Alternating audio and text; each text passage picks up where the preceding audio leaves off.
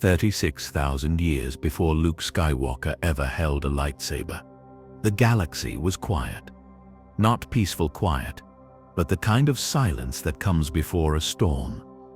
For those who lived during this era, there is an unshakable sense that the galaxy itself breathes a little easier. Hyperlanes hum with steady traffic, carrying goods, ideas, and cultures between distant stars. On the great ecumenopolis of Coruscant, spires pierce the clouds, their windows glimmering like 1,000 suns trapped in glass. In the outer rim, colonies expand slowly but confidently, buoyed by the Republic's promise that no world will be left forgotten. There is order here, structure, hope. The Jedi are not warriors in this time. They are scholars, explorers, mediators. They travel in pairs or small teams, dispatched to regions where disputes linger or where the unknown still waits to be charted. Their lightsabers are rarely drawn, and when they are, it is not in anger. The Order teaches that the Force is a river, flowing endlessly through all things. To draw too deeply from it, for violence, is to disturb the current. They know the river can change its course. It has before. At the dawn of this particular chapter, the galaxy glows with an almost serene hum. A new age of expansion is underway.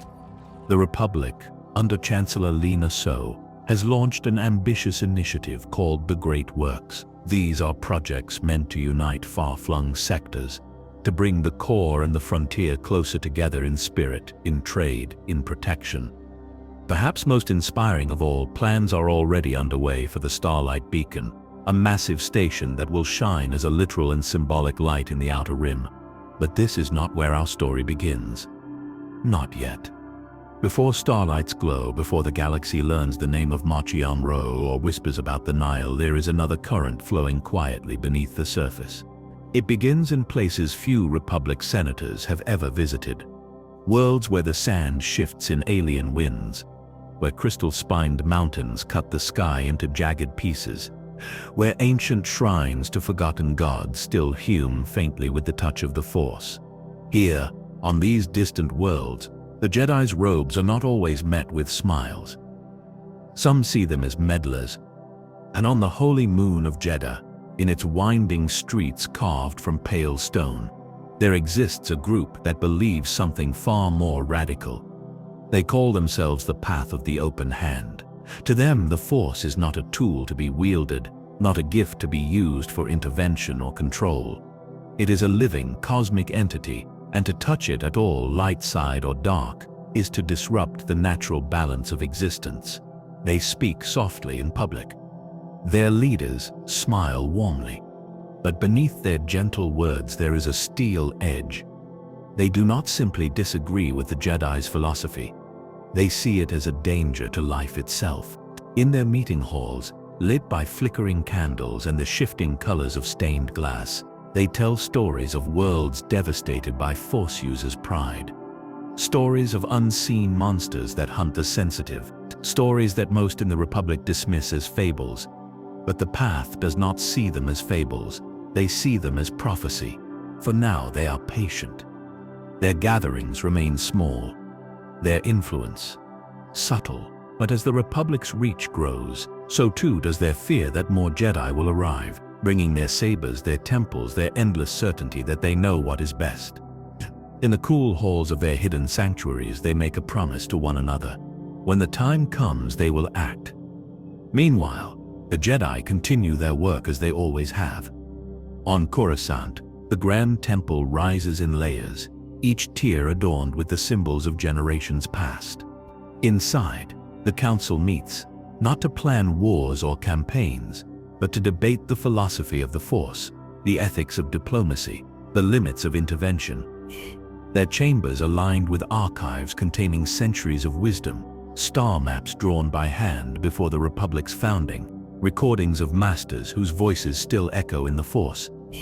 Every decision they make ripples outward, touching lives on worlds they will never set foot on. Far from Coruscant, in the golden light of a late afternoon on the planet Iron, two Jedi negotiators walk the marble steps of a royal palace.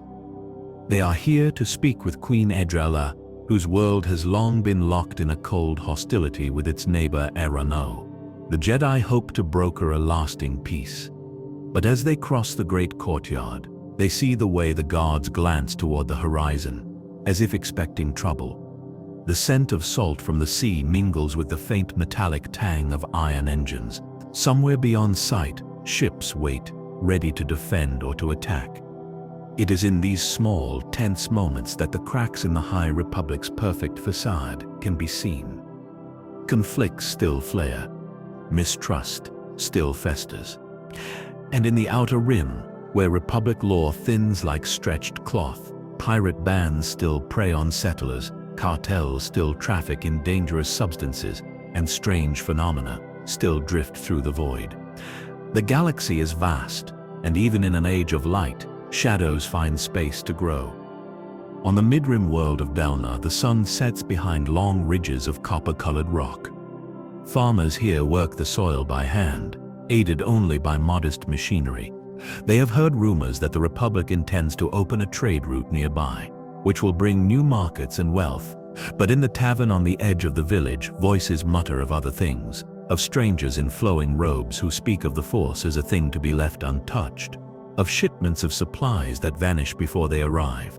Delna is far from the center of galactic politics. But history, as it often does, will find it. Elsewhere, a ship glides through hyperspace. Its hull is painted in the soft green and gold colors of the Jedi Order. Inside, a young knight meditates in the crew quarters, her eyes closed, her mind drifting along the invisible current of the Force. She senses no danger ahead, only a faint tremor, like a far-off thunderstorm. It is gone, as quickly as it came. She does not know it yet, but that tremor is the first whisper of something vast. Something old, something patient. For now, the galaxy sleeps in the gentle cradle of the High Republic's light. The people go about their lives. Children race speeder bikes across dusty plains. Merchants haggle over the price of Ral's spice in bustling markets. Pilgrims climb the long stairs to Jedda's Temple of the Kyber, seeking blessings in the glow of crystal light. All the while, the Force flows unseen, threading its way through the weave of every life, every breath, every heartbeat, but currents shift. And in the darkness between the stars, those who listen closely might already hear the first stirring of the storm. In the ancient streets of Jeddah, time feels different. The air carries the scent of sand and spice, mingling with the faint, metallic tang of old starship exhaust. Every stone in the city's walls seems to hold the echo of footsteps taken centuries before. Pilgrims arrive each day from every corner of the galaxy. Some wear thick furs from the ice worlds of the expansion region. Others carry charms carved from the shells of deep ocean creatures. They come to see the great Kyber temples. They come to kneel beneath vaulted ceilings painted with constellations. They come to feel the Force more strongly here than anywhere else they have ever been. The city itself is a testament to coexistence. Dozens of faiths live here side by side, each with their own beliefs about the Force. Some call it the cosmic will, others the breath of the mountain. To the Jedi, it is simply the Force. They walk here too, moving quietly through the marketplaces and shrines, speaking with pilgrims and priests. But not all who speak of the Force see eye to eye. Among the many sects and orders in Jeddah, one moves with particular care. They call themselves the Path of the Open Hand. They do not advertise their gatherings openly. Instead, they approach those who seem willing to listen. A kind word here, a shared meal there. They do not shout their doctrine in the plazas. They plant it like a seed. To the Path, the Force is a living thing. Not merely energy, not simply a current.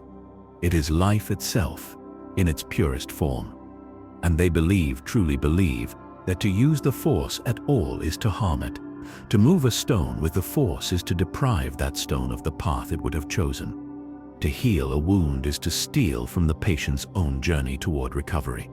Even the Jedi's calmest meditations, they claim, are an intrusion. The leader of the path is a figure, who moves like smoke. She is known only as the Mother. Her presence is warm, her voice soft, but there is a weight behind her words that makes listeners lean in without realizing it. The Mother speaks of freedom, not just political freedom, but freedom from manipulation by unseen hands. She tells her followers that the galaxy is sick, and the sickness is the constant interference of Force wielders. If the Force is the beating heart of creation, then the Jedi, the Sith, and all who touch it are thieves pressing their fingers against that heart, altering its rhythm. The Path's public gatherings are gentle affairs. They meet in candlelit halls on the quieter streets of Jeddah. A traveler might mistake them for any other religious group. There is tea served in small clay cups, songs sung in low, lilting voices. Stories told of how the galaxy could be if the Force were left to flow freely. But behind these gentle rituals lies something more dangerous. The Path of the Open Hand is not content with mere philosophy.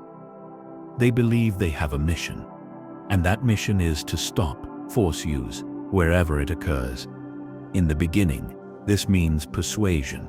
They travel to remote worlds where small communities of Force-sensitive people live quietly. They speak to them of harm, of balance, of trust in the Force's natural flow. Some listen, some turn away, but when persuasion fails, the Path has other tools. There are whispers, only whispers, of a weapon. A creature, ancient and terrible, known to those in the Path as the Leveler. In their deepest sanctuaries, the Path calls it by a more reverent name, the Nameless. Sade. It does not kill in the way a blaster or a lightsaber does. It feeds. It drains the Force from its victim, leaving behind only lifeless stone. And to a Force-sensitive, the approach of the Nameless is agony. Their connection to the Force frays, their sense of self collapses. It is said that even the strongest Jedi cannot stand against it. The Mother claims that this creature is not a weapon, but a servant of the Force itself. That it is the natural consequence of tampering with what should be left untouched. To her followers, this is proof that they are right, proof that the Jedi's way is a dangerous path.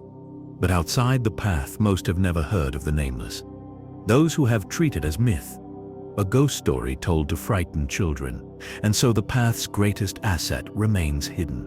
As the months pass, the Path's influence grows. They recruit not just the devout, but the disillusioned. A merchant whose shipments were seized by a Jedi investigation. A farmer whose land was claimed for a public project. A former soldier who saw too many friends die in battles where Force users chose the field. Each arrives with their own bitterness. Each leaves with a sense of belonging. Jeddah, with its ancient shrines and constant tide of pilgrims, becomes the perfect ground for their message. Here, belief is currency, and the Path knows how to spend it. They donate to temples in need. They offer shelter to travelers. They provide food for the hungry, all without asking for anything, at least nothing obvious in return. But their true gatherings take place far from the light.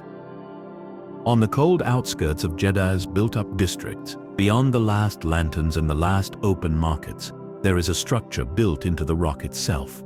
Its entrance is low and narrow, a crack in the stone that most would overlook. Inside, the air is cool and damp.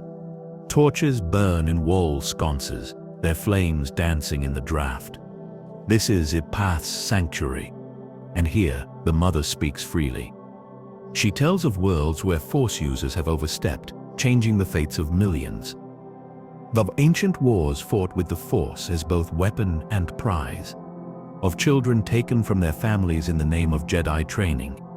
Her words are not lies, but they are not the whole truth either.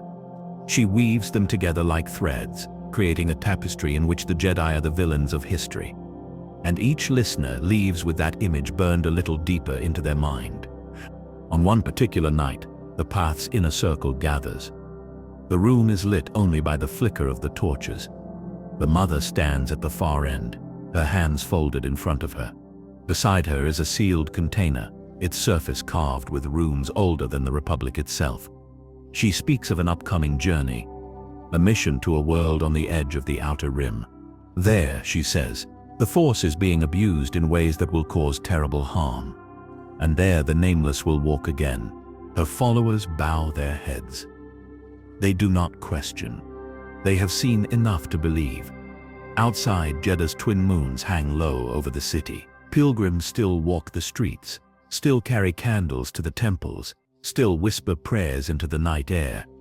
They do not know that in the shadows a movement is gathering strength, the movement that will one day set the galaxy on fire.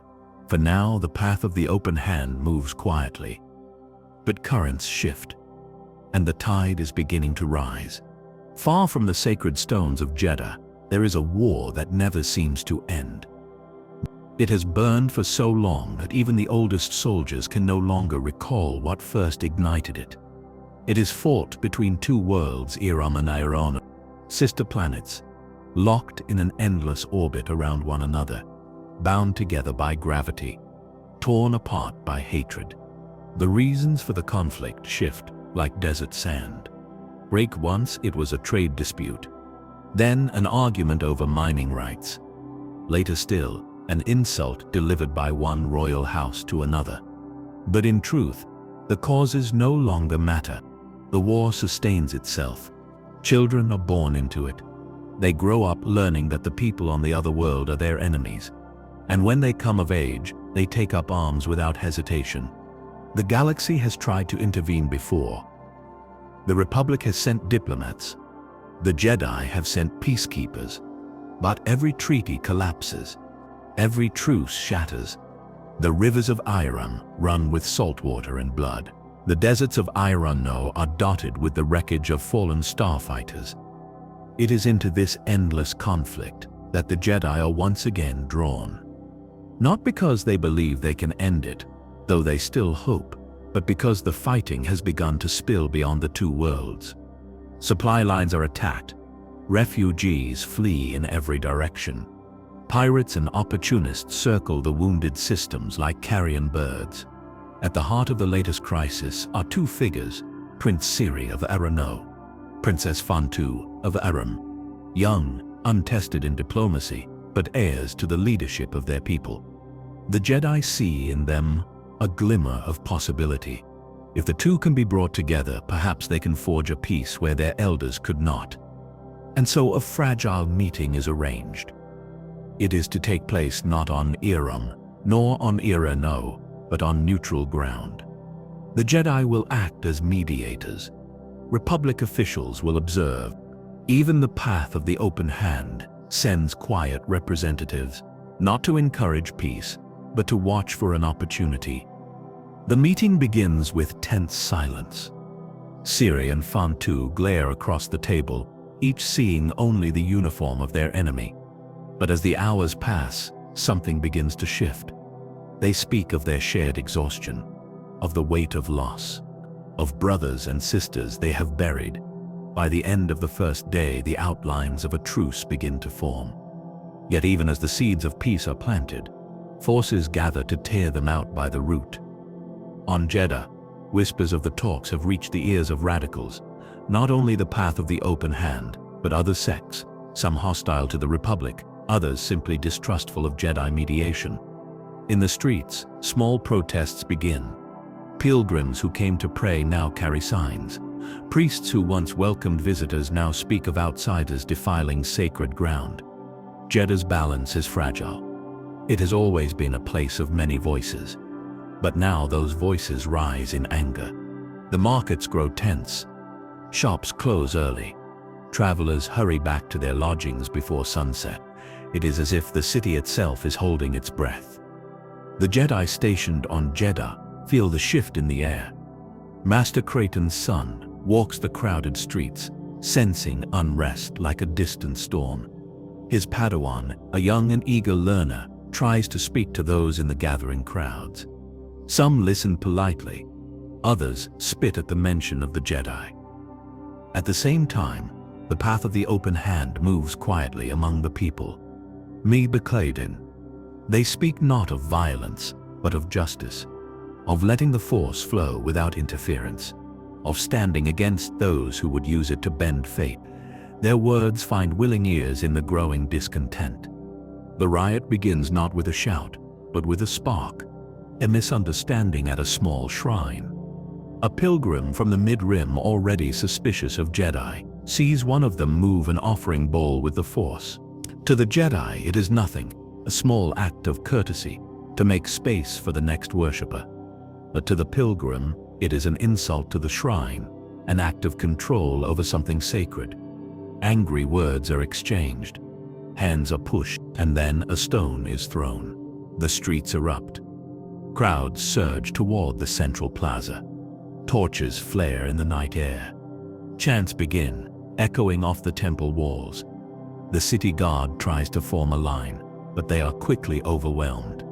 Windows shatter, statues topple, and somewhere in the chaos, the path of the open hand smiles quietly.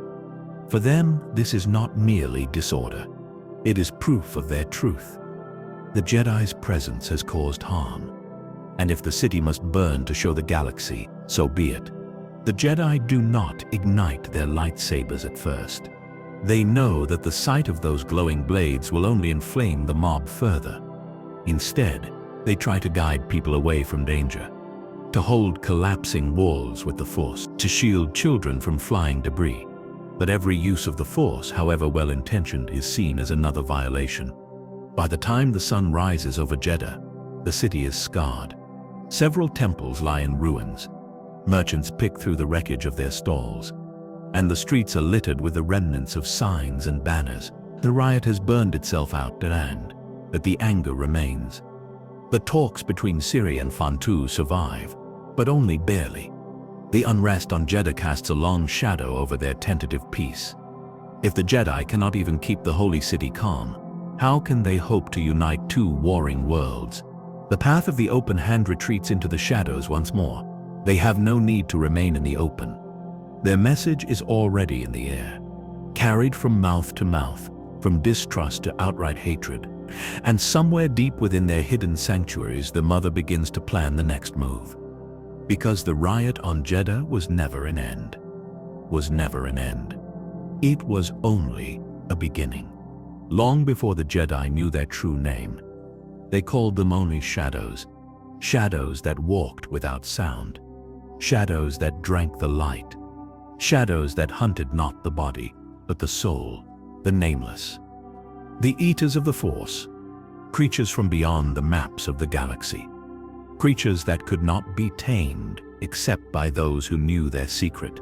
For centuries, they were myths, stories told to frighten young Padawans, cautionary tales whispered in the archives, dismissed as superstition. But in truth, the nameless had never vanished. They had simply been hidden by the path of the open hand. To the outside galaxy, the path is only a strange religious sect, a group that preaches that the Force must remain free, that no one, especially not the Jedi, should touch it or bend it to their will. But behind this creed lies something far darker. For the path's leader, woman they call the Mother, holds an ancient weapon in her hands. She does not draw a blaster. She does not wield a lightsaber. Her weapon walks on clawed feet. It moves in the shadows, unseen until it is too late. It hungers for those who touch the Force, and when it feeds, it leaves only emptiness behind. The Mother speaks softly when she tells her followers of the Jedi. She calls them tyrants, interferers, meddlers in the natural flow of destiny. To her faithful, she promises liberation. And in the deepest chambers of her sanctuary, she promises vengeance. The nameless are not beasts in the way a rancor is a beast. They are not mere predators. They are something older, something born from a wound in the Force itself. Those who face them describe the same sensations. First, the air grows heavy. Then the colors fade. Voices seem distant. Fear rises like cold water in the lungs. And then the mind begins to break. A Jedi who meets the gaze of the nameless may find themselves frozen, unable to lift their blade. Memories distort. The bond with the Force, the very thing that defines them, is severed. What is left is a hollow shell. Sometimes, The body falls lifeless to the ground. Other times it remains standing empty-eyed as if the soul has been devoured. The Jedi of the High Republic do not yet understand what they face. When a night falls to the nameless, their comrades search for signs of poison, for evidence of toxins or mind tricks. But they find nothing. No chemical traces, no burns, no wounds, save for the terror frozen on the victim's face. In the aftermath of the riot on Jeddah, the mother makes her move. She knows the Jedi are stretched thin.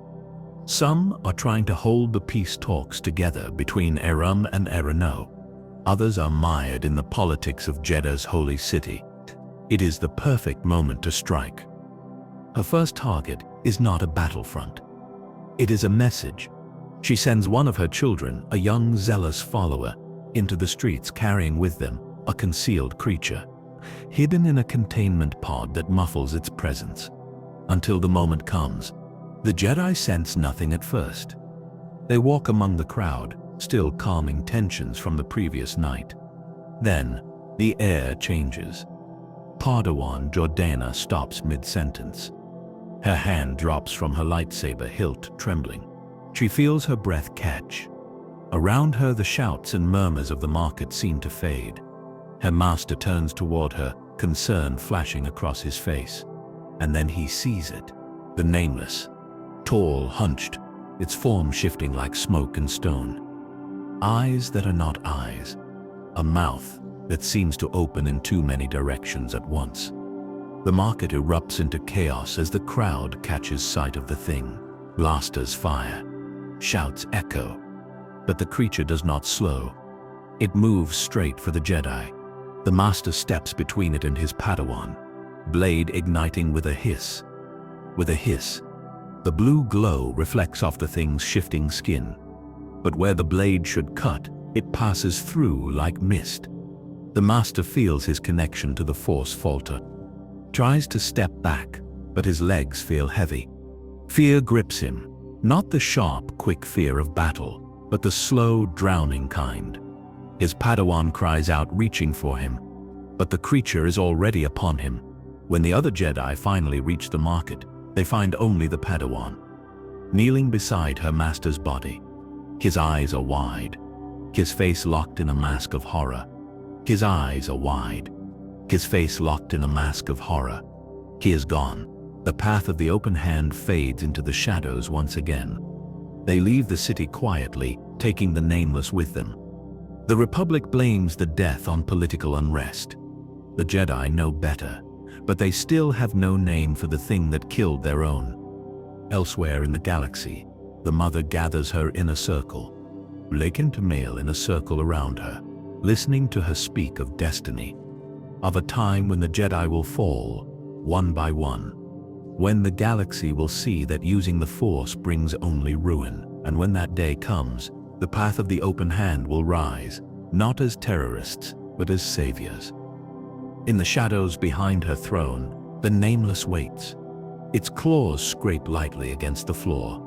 Its breath is slow and cold. It does not understand speeches, or destiny, or politics. It only understands hunger, and the galaxy is full of prey. Starlight Beacon, a marvel of the High Republic, a station that shone like a jewel in the dark, a symbol of hope, unity, and the Jedi's reach. It was more than a space station. It was a promise that the Republic would protect every world, no matter how far from Coruscant, that no one would be forgotten in the Outer Rim, that the Jedi could be everywhere at once. But even the brightest beacon casts shadows. From the moment it opened, Starlight Beacon was watched by those who resented the Republic's expansion, by those who feared the Jedi's influence, and by those who simply hated the light.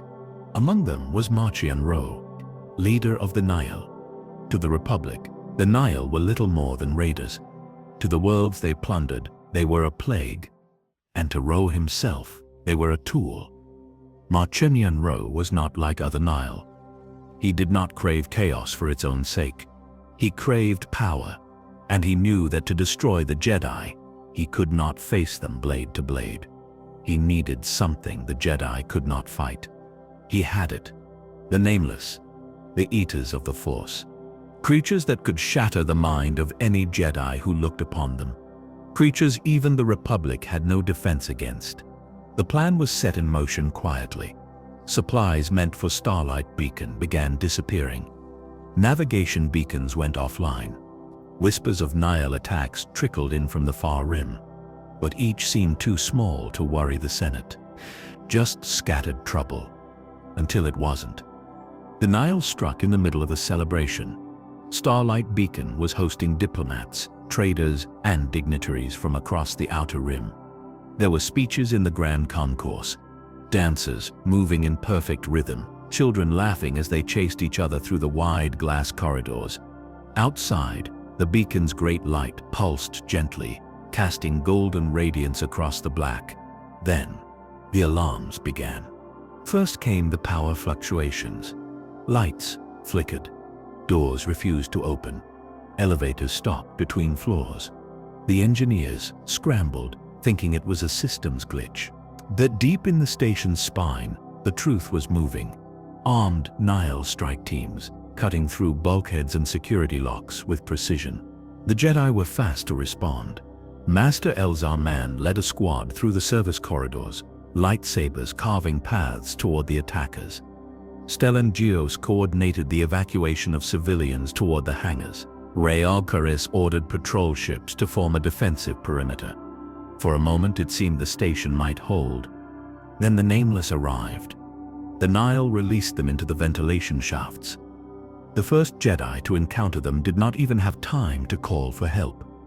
The body was found moments later crumpled in a corridor, her eyes wide and unseeing.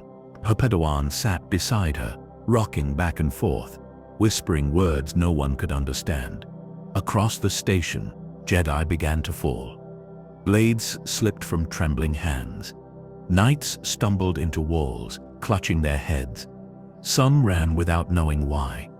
Others simply stopped. Panic spread faster than the Nihil themselves. Civilians saw Jedi dying and realized there was no one left to protect them. Crowds surged toward the hangars, only to find Nihil ships blocking the exits. Blaster fire lit the air in bright red bursts. Smoke filled the corridors. Elzar Mann fought his way to the control deck, cutting through Nihil with every strike. But when he reached the heart of the station, he saw it was already too late. The main communications array was gone, destroyed in a single precise blast. Starlight Beacon was cut off. Above the chaos, Marchion Ro watched from the bridge of his flagship. He did not shout orders. He did not revel in the slaughter. He simply observed. Every move was calculated. Every strike designed to break the station's spirit as much as its body. And then, he gave the final command. Charges planted along the beacon's central column detonated one after another. The station shuddered violently. Glass shattered across the grand concourse. Metal groaned like some dying beast. Calmer, the great beacon's light flickered and went dark. The damage was catastrophic. Half the station's gravity failed instantly. People floated helplessly into walls and ceilings. Others were pinned under falling debris. Fires erupted in the oxygen gardens. And still, the Nihil kept coming. Stellan Gios knew what had to be done. The station could not be saved, but the people could. He ordered all remaining ships to focus on evacuation. Even as the Nihil pressed harder, he stayed behind to hold the central spire, buying time for the last transports to escape. In the chaos, Eva Chris faced a Nameless in the upper maintenance ring. She had fought beasts before. She had faced the dark side in many forms. But this was different. Its very presence clawed at her mind. Her lightsaber felt heavier with every swing. The song of the Force, a melody she had always heard, was fading into silence. She nearly fell. But a blaster bolt from a nearby Republic guard struck the creature, driving it back into the shadows. Ara did not wait to finish the fight. She ran, knowing she was needed elsewhere.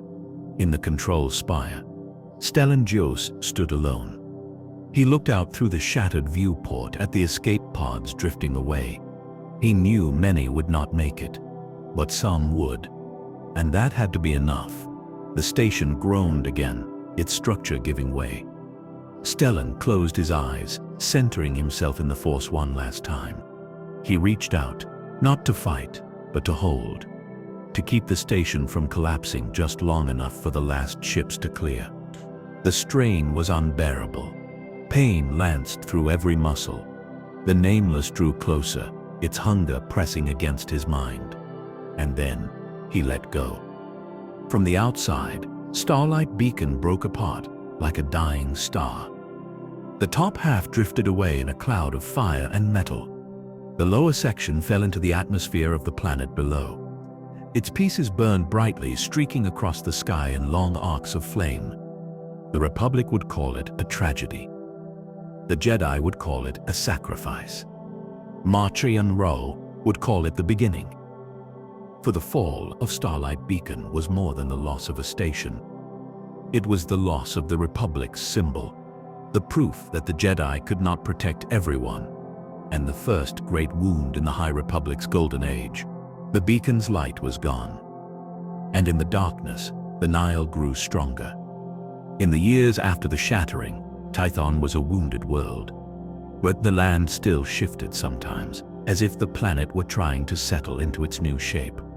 The rivers ran in strange new paths, and storms rolled in without warning. The Jedi were wounded as well, not just in numbers, but in spirit. Once they had been certain in their path. Balance was their way, to walk between the light and the dark, never leaning too far in either direction. But the war with the Rakata had tested that certainty. Many remembered the moments when rage had been the only thing that gave them strength. Others remembered the temptation of power, the ease with which destruction could be summoned. And some had embraced those temptations without regret. The Council of Masters met often in the great temple of Akarkesh. There, they debated what the order should be now. Master Calla Bryn argued for caution. She had seen too many fall to the dark side in battle, convinced that they could return to balance later. She believed that the dark side should be avoided entirely, even if that meant changing the ancient ways. Others, like Master Rajivari, disagreed. Rajivari believed the dark was a tool, dangerous, yes, but one that could be mastered. He warned that ignoring it would only make the order weak. The debates grew heated, and in time, the disagreements began to seep into the temples across Tython. Students at Kalith heard lessons that leaned toward the light. Students at Stav Kes heard of the strength found in shadow. At first, it was subtle, but over the years, it became clear that there were now two currents within the Jedi. One sought to limit the use of the Force to the light side. The other insisted that both light and dark were necessary to understand the whole. For a time, the division was contained within words. But Tython had not been peaceful since the shattering. Raider bands moved through the wilds, scavenging from the ruins of fallen cities. Strange creatures, warped by the planet's upheaval, prowled the lands. And off-worlders, hearing whispers that the infinite empire had fallen on other fronts, began to arrive. The Jedi were called to defend more often than to teach, and each crisis gave weight to one side of the argument or the other. When the raiders struck from the Black Desert, Master Calla Bryn's followers defeated them without killing a single one, holding to the light. When the beasts of the Rift Valley surged toward the settlements, Rajavari's disciples unleashed storms of Force lightning to drive them back. Both victories were celebrated. The people of Tython began to notice the difference too. Some settlements requested help only from the light-leaning temples. Others quietly sent messages to those who would use any power necessary. The council began to fracture. Meetings grew shorter, tempers sharper. What had once been a circle of equals began to feel like two opposing fronts. And then, came the trial of the river. A young Jedi apprentice named Linari Voice was sent to escort a group of settlers through the newly formed Stormpass Gorge. The gorge was treacherous, its floor still shifting from the quakes. Halfway through, the settlers were ambushed by a gang of off-world slavers. Linari fought, but was outnumbered. In desperation, she drew deeply on the dark side, unleashing a blast of power that hurled the attackers into the canyon walls. Most survived, but 2 of the slavers were killed instantly. When she returned, Linari reported everything honestly. She had saved the settlers, but she had killed. The council was split. To Calabrin, this was proof of the danger.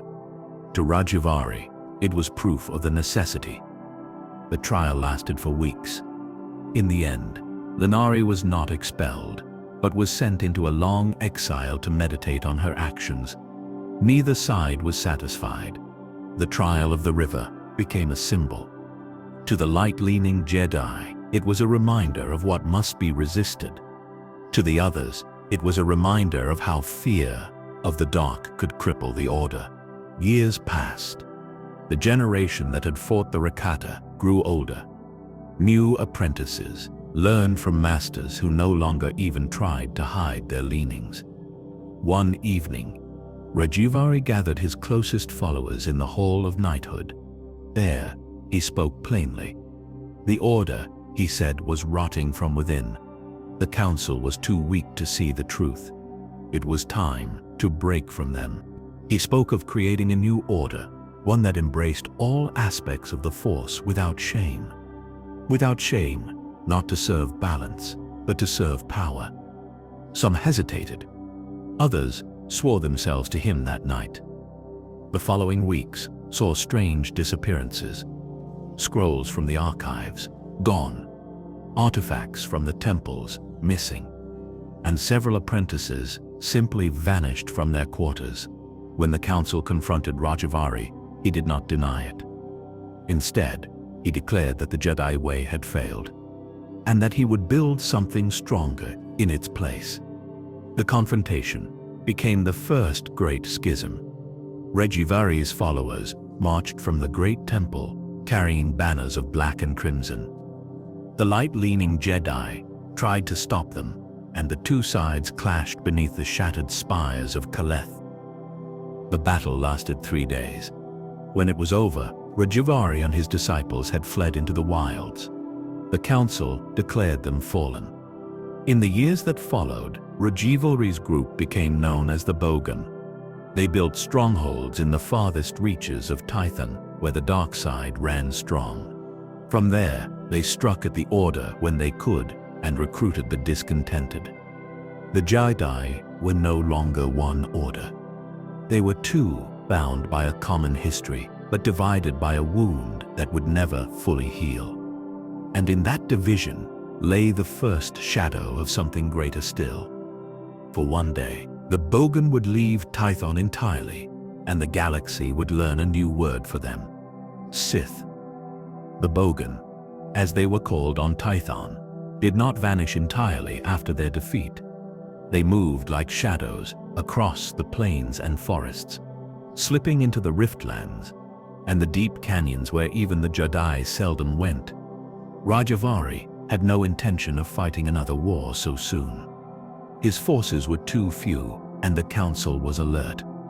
Instead, he turned his gaze beyond Tython. The Rakata hypergates were broken, their network shattered. But star travel was not impossible. The Jedi had long studied what ships remained, learning to repair the great metal shells that had once served the Infinite Empire. In secret, Rajivari's followers restored a vessel in the Valley of the Sleeping Giants. The hull was black and pitted with age. The drive systems groaned when they first awakened. But the ship could fly, and that was enough. Rajivari's plan was simple. Leave Tython. Find worlds where the Jedi had no reach, and there build a new order. The first voyages were short, testing the engines, charting the skies beyond Tython's moons. But soon, the Bogan crossed into true interstellar space. They traveled in slow arcs between the stars, guided by fragments of ancient Rakata maps. Some of these maps were deliberately vague, forcing them to guess at safe routes. Others led to dead systems, cold and lifeless. But at last, after many months, they found a world that seemed promising. It was a red planet, shrouded in dust storms that swept across its surface. The Bogan landed in a sheltered basin where jagged mountains rose like teeth. The air was thin but breathable. The people of this world were humanoid, but not human. They were tall, with skin the color of deep crimson and eyes that glowed faintly yellow. Their faces bore sharp ridges and small bone-like protrusions along the jaw and brow. They called themselves the Sith. The Sith were a proud, warrior people. They lived in fortified cities of black stone, each ruled by a king or queen whose power came from both bloodline and the mysterious arts they called Kisai. These arts were not unlike the Force, but steeped heavily in ritual and blood oaths. At first, the Sith saw the newcomers as invaders. The Bogan were surrounded by warriors in obsidian armor, their spears tipped with strange humming metal. Rishivari did not resist. Instead, he demanded to speak with the king. King Hakagram Madhra was a towering figure wrapped in crimson robes and gold chains. He listened as Rajivari told of Tython, of the Jedi, and of the war against the Rakata. And when Rajivari spoke of the Force, Ma's eyes gleamed. For the Sith had always believed their magic came from the spirits of their ancestors, but now they were told it came from something greater, something that could be shaped, sharpened, and wielded like a blade. Rajivari offered knowledge. In return, he asked for sanctuary. Ma agreed. Not out of trust, but because he saw opportunity. If these outsiders could teach the Kasai new ways, his enemies among the other Sith cities would fall before him. And so, the Bogan were welcomed into the capital city of Zeost. Life there was unlike Tython. The streets bustled with merchants, priests, and warriors. Temples rose high into the red sky, their spires etched with runes that glowed faintly at night. And deep within those temples, sacrifices were made to honor the gods of the Sith. Rajivari adapted quickly. He began training select Sith warriors in the use of the Force, as he knew it, teaching them how to channel power through emotion. The Sith excelled at this. Anger, pride, ambition, these were already part of their culture. The first of these warriors became Rajivari's inner circle. They wielded both the Kasai rituals and the disciplines of the Bogan. They called themselves Janari, meaning Dark Lords in the old tongue. In time, Rajivari took a new name for himself as well. He became Darth Rajivari, the first to use the title. Darth, derived from an ancient Sith word for conqueror or master. Under his guidance, the Sith people began to unite. Where once their cities warred constantly, now they rallied under the banner of the Janari. One by one, rival kings bent the knee. Those who refused vanished in the night. Back on Tython, the Jedi knew nothing of this. They believed the Bogan still lurked in the wilds or had perished in exile. Years passed. The children of the Bogan grew up among the Sith, speaking their language, following their customs. They were no longer Jedi exiles. They were Sith. Rajivari grew older, but his power did not fade. He began to weave a vision of an empire that would stretch from Zeos to the farthest stars. The Rakata were gone, but their ruins remained. And among those ruins, Rajivari's agents began to search for the secrets of their star-forging technology. It was in the depths of a forgotten Rakata vault that the Sith found something extraordinary. A massive crystalline engine, inert, but still humming faintly with power. Rajavari called it the heart of Korriban, though it had not yet been taken to that world. He believed it could amplify the Force itself. But such power came with a price. The heart seemed to respond most to anger, to hatred, and to the thrill of domination. The more it was used, the more its wielder's mind twisted toward cruelty. Rajavari did not care. The Sith Empire was born in those days. It was small at first, a cluster of allied cities on Zeost and its neighboring worlds. But every year, it grew stronger. The Jedi had spoken of balance. The Sith spoke of strength. Rajivari's final years were spent forging the code of the Sith, a simple and absolute. Peace was a lie. Through passion came strength. Through strength came power. Through power came victory. Through victory, chains would be broken.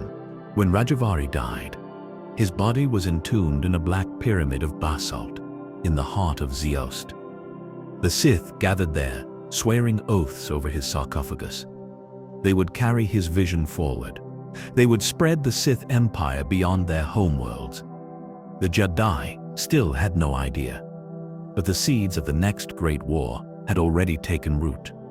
The death of Darth Rajivari did not slow the rise of the Sith. If anything, it made them stronger. His disciples saw themselves as heirs to his vision, and each sought to prove their worth by expanding the Empire. The new Dark Council was formed from the most powerful of the Jedi. There were 12 seats, each occupied by a master of war, politics, sorcery, or deceit. At their head was the newly anointed Dark Lord of the Sith. The first to bear this singular title was Darth Maruk. Maruk had been Rajavari's most ruthless general.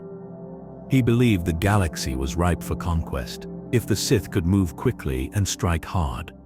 And so, he summoned the warlords, the Kisai priests, and the best of the Sith engineers. Their fleets were still small. Most of their ships were salvaged Rakata relics, patched together with Sith craftsmanship. But the Sith had something the Jedi did not. They had no hesitation. The first target was the world of Relgar. It was a fertile planet, home to a proud people who had once traded with the Rakata. When the Sith arrived, they offered an alliance. When the Relgari refused, the Sith bombarded their capital until it burned.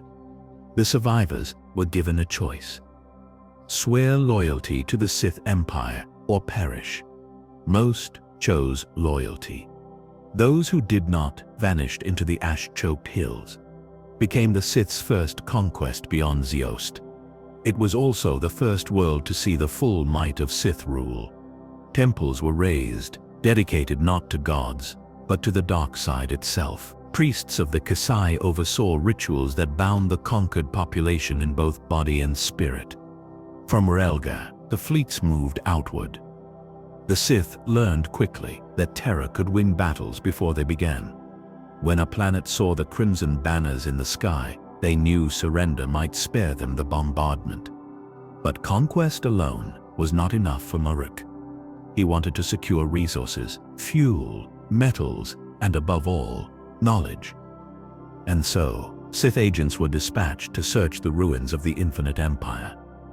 On a desert world called Korriban, they found exactly what they were looking for. Korriban was the ancient burial world of the Sith species. Its red sands were littered with tombs that stretched back thousands of years. Here, the Kisai had buried their greatest kings, along with artifacts of tremendous power. One tomb belonged to King Edas, a figure from Sith legend, said to have driven the Rakata from their worlds long before Tython's Jedi were born. In his sarcophagus, the Sith found a holocron of black crystal. When activated, it spoke with Edas's voice, promising secrets of eternal rule. Maruk declared Korriban the new spiritual capital of the Empire. He ordered a great city built in the Valley of the Dark Lords, its walls carved from the cliffs themselves. Heart of Korriban The crystalline engine found years before was installed in a chamber beneath the city. There, its power could be drawn upon by the Dark Council. From Korriban, the Sith expansion accelerated. They struck at weak systems, then at stronger ones.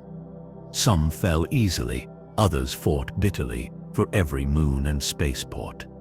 The Sith way of war was efficient in its cruelty. They would break the will of the population, then integrate them into the Empire's hierarchy. Local rulers were often left in place, but as vassals of the Dark Lord, taxes were paid in resources, soldiers, and sometimes in force-sensitive children. Those children were taken to Korriban. There, they were remade into Sith. The weak were discarded. The strong were taught the code and trained until they could kill without hesitation. Not all Sith were warriors. Some were scholars of the dark side, delving into Sith alchemy and ancient Rakata science. They experimented with living creatures, twisting them into beasts of war. Among these creations were the Terranta Techs, massive, tusked predators that fed on Force energy itself. While the Sith grew in strength, the Jedi of Tython began to hear whispers. Merchants who traveled the outer systems spoke of fleets under black banners, of crimson-skinned warriors who could crush stone with a gesture, of planets where night never seemed to end. The Jedi Council debated whether these rumors were connected to the exiled Bogan. Some believed it impossible that any small band of outcasts could forge an empire. Others were less certain. Meanwhile, the Sith struck at the trade routes. They understood that cutting off supplies could topple systems without firing a shot. Entire sectors began to rely on Sith protection, willingly or otherwise. One of the most important conquests was the star system of Thule. Thule was rich in ores and shipbuilding facilities, and its people valued strength above all. The Sith offered them a place in the Empire, and Thule accepted without a fight. In return, the Sith gained the ability to build fleets at a pace that alarmed even the Dark Council. It was around this time that the first Sith infiltrators were sent to Tython itself. They came not as warriors, but as traders, scholars, and wanderers. They listened, observed, and sent their reports back through hidden channels. Their findings were clear. The Jedi were strong, but divided between their temples of Ashla and Bogan. Their focus on balance made them slow to act. This was a weakness the Sith could exploit. On Korriban, the Dark Council debated openly whether the time had come to strike at Tython. Some argued that the Empire was not yet ready. Others hungered for the glory of defeating the Jedi. In the end, Maruk chose patience. The Sith would expand further into the unknown regions, building strength until their fleets could overwhelm Tython in a single blow. But patience is not the same as peace. The Sith continued their wars, pressing deeper into the galaxy's unclaimed worlds. They found allies among pirate clans, mercenary guilds, and even a few fallen Jedi who had abandoned the path of balance. These fallen were often the most dangerous. They knew the ways of the Jedi and could teach the Sith how to counter them. One such defector, Darth Sorin, would later become infamous for the siege of Osel. By the time a century had passed since Regivari's death, the Sith Empire spanned dozens of worlds. Its fleets patrolled the hyperlanes. Its banners flew over cities from Zeos to Relgar, from Thula to Korriban. And still the Jedi hesitated. They would not hesitate forever. And when the two orders met again, the galaxy would burn. For generations, the Sith Empire had grown in the shadows of the galaxy. From the red sands of Korriban to the frozen spires of Zeost, their dominion had spread, unseen by the Jedi of Tython. Trade routes shifted under their control. Pirate lords swore fealty to the Dark Council. Entire worlds once free now paid tribute in ore, soldiers, and blood. The Jedi heard rumors. They came from traders, smugglers, and explorers who wandered too far into the Outer Rim. Stories of crimson-skinned warriors, of planets veiled in eternal storms, of starships marked with the red and black banners of a new empire. Some dismissed these tales as exaggerations. Others recognized echoes of the old war between Ashlar and Bogan. The tipping point came on the world of Obri IV. Re was a small colony, founded by settlers from the core worlds. It had no military to speak of, only farmers and traders. When the Sith fleet arrived, Obri surrendered within a single day. Among the settlers were two Jedi journeyers. They had been traveling the Outer Rim, learning from its cultures and testing their connection to the Force. When the Sith landed, these Jedi stepped forward and demanded that the invaders leave. The Sith commander was a lord named Darth Kareth. He had no interest in negotiation. To him, the Jedi were relics of a weak, outdated philosophy. He drew his crimson blade, and the duel began. It was the first time, in over 1,000 years, that the blades of Jedi and Sith crossed. The battle was fierce, but the Sith Lord fought with unrestrained fury. One journeyer fell, cut down in the dust. The other barely escaped aboard a fleeing merchant vessel. That survivor returned to Tython with a warning. Like Rikaig, the Sith were real. They were powerful, organized, and already spreading through the Outer Rim. The Jedi Council could no longer ignore the threat. Messengers were sent to every Jedi temple, from Kaleth to Bodhi, from Anolkesh to Stavkesh. The call went out. Masters recalled their journeyers. Warriors prepared their blade. Ships, long held in reserve, were awakened from the hangars. The Jedi still held to their belief in balance, but they understood that balance sometimes required the destruction of those who would unmake it. Meanwhile, on Korriban, the Dark Council celebrated their victory at Obri IV. They saw the Jedi as little more than a minor obstacle. Most of the Council argued for an immediate strike at Tython itself, but Darth Maruk's successor, Darth Virak, counseled patience. Virak was not cautious by nature, but he understood that an assault on Tython would be unlike any war the Sith had fought before. He proposed instead a series of raids to test the Jedi, to learn their strengths, their weaknesses, and the speed of their response. And so, the First Contact War began as a series of small battles. Re-Ithar's raiding parties struck outer colonies aligned with Tython. The Jedi sent defenders who often arrived too late to save the worlds, but in time to drive the Sith away. These skirmishes began to reveal the differences in their philosophies. The Sith fought with single-minded aggression, seeking total domination. The Jedi fought with precision, aiming to restore order, not annihilate. This often gave the Sith an advantage. One of the earliest major battles was fought above the moon of Ardanis. A Sith fleet, commanded by Darth Kareth himself, attempted to seize the moon's orbital shipyards. The Jedi, under Master Kel Drama, intercepted them. The battle raged for hours. Crimson and silver blades flashed across boarding corridors. Starships exploded in silent bursts of light, their debris tumbling into the moon's thin atmosphere. In the end, the Sith retreated, but not before destroying half the shipyards. The Jedi recorded the victory as a triumph, but to the Sith, it was merely a probe. They had learned how the Jedi moved, how quickly they could mobilize, and how far their fleets could travel before needing resupply.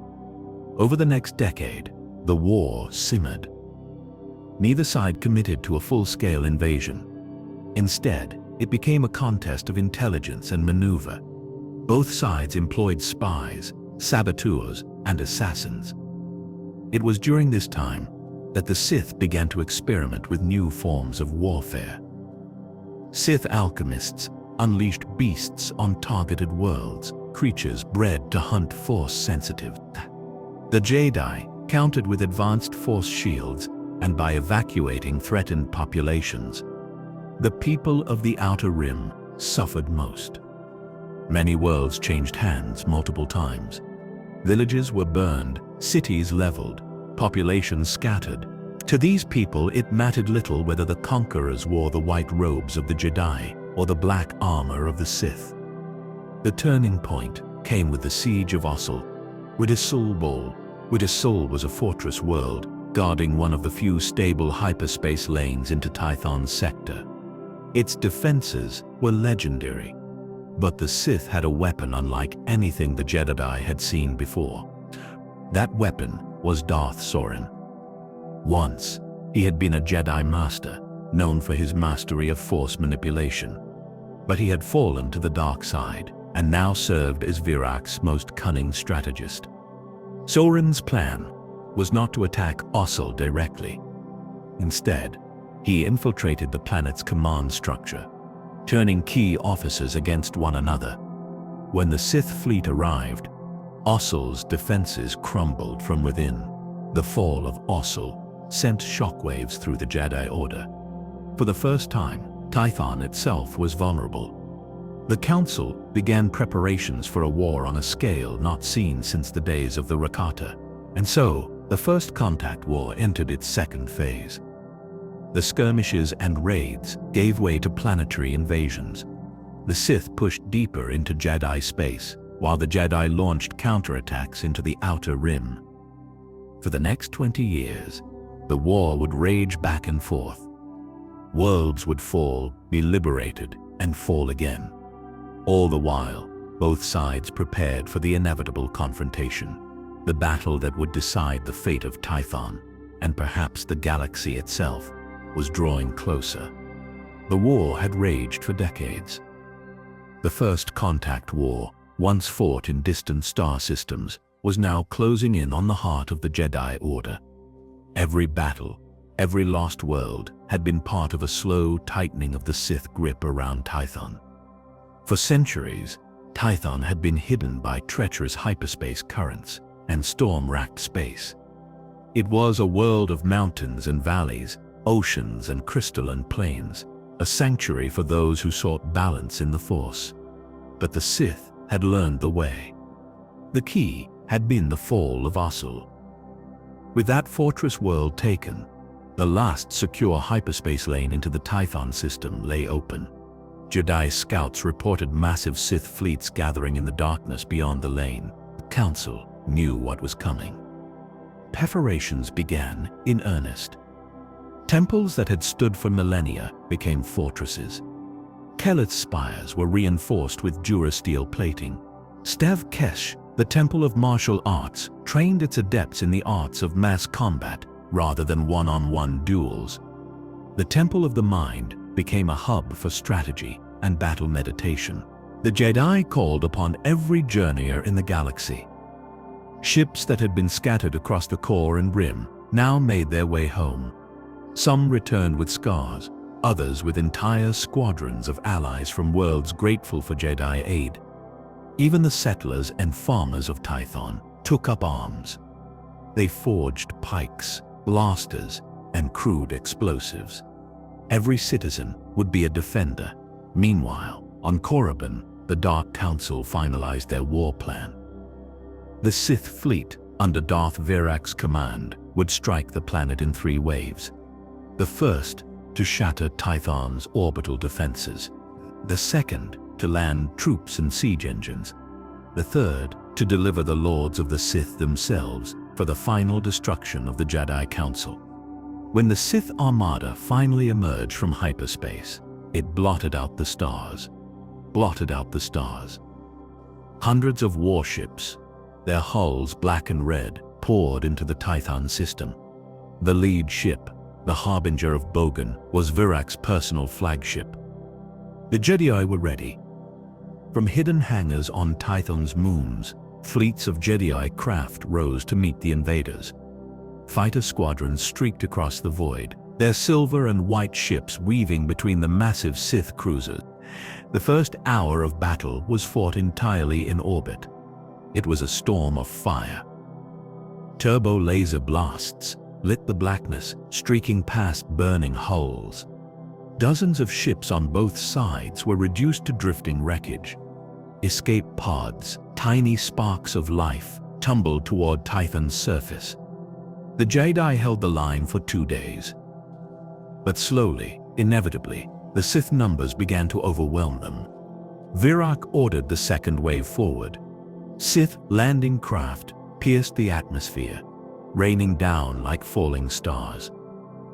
They landed in every valley, every open plain, and even atop the mountain passes that led to the temples.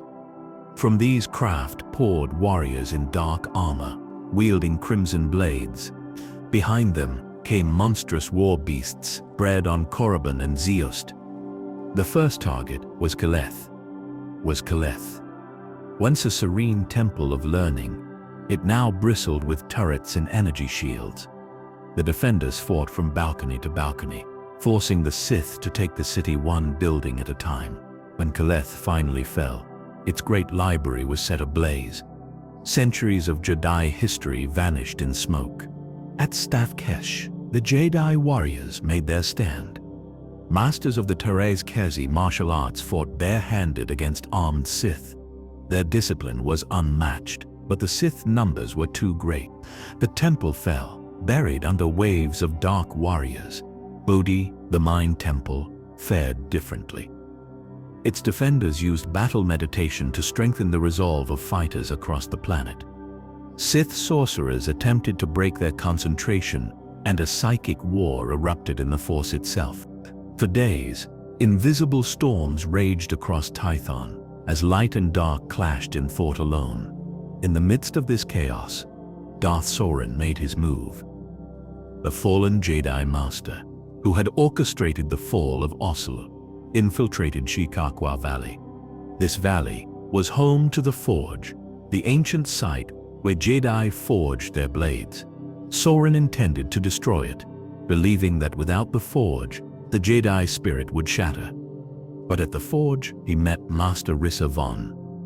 Rissa was one of the oldest living Jedi, her hair white, her eyes clear and sharp. She had forged her blade here 300 years before. The duel between them was one of the most legendary in Jedi history. For hours, they fought among the anvil stones. Crimson and silver light clashed, throwing sparks across the ancient grounds. Sorin fought with rage and cunning. Rissa fought with patience, waiting for the single moment when the dark would overreach. When that moment came, her strike was swift. Sorin fell, his blade extinguished. But Rissa, gravely wounded, collapsed beside him. The Forge survived.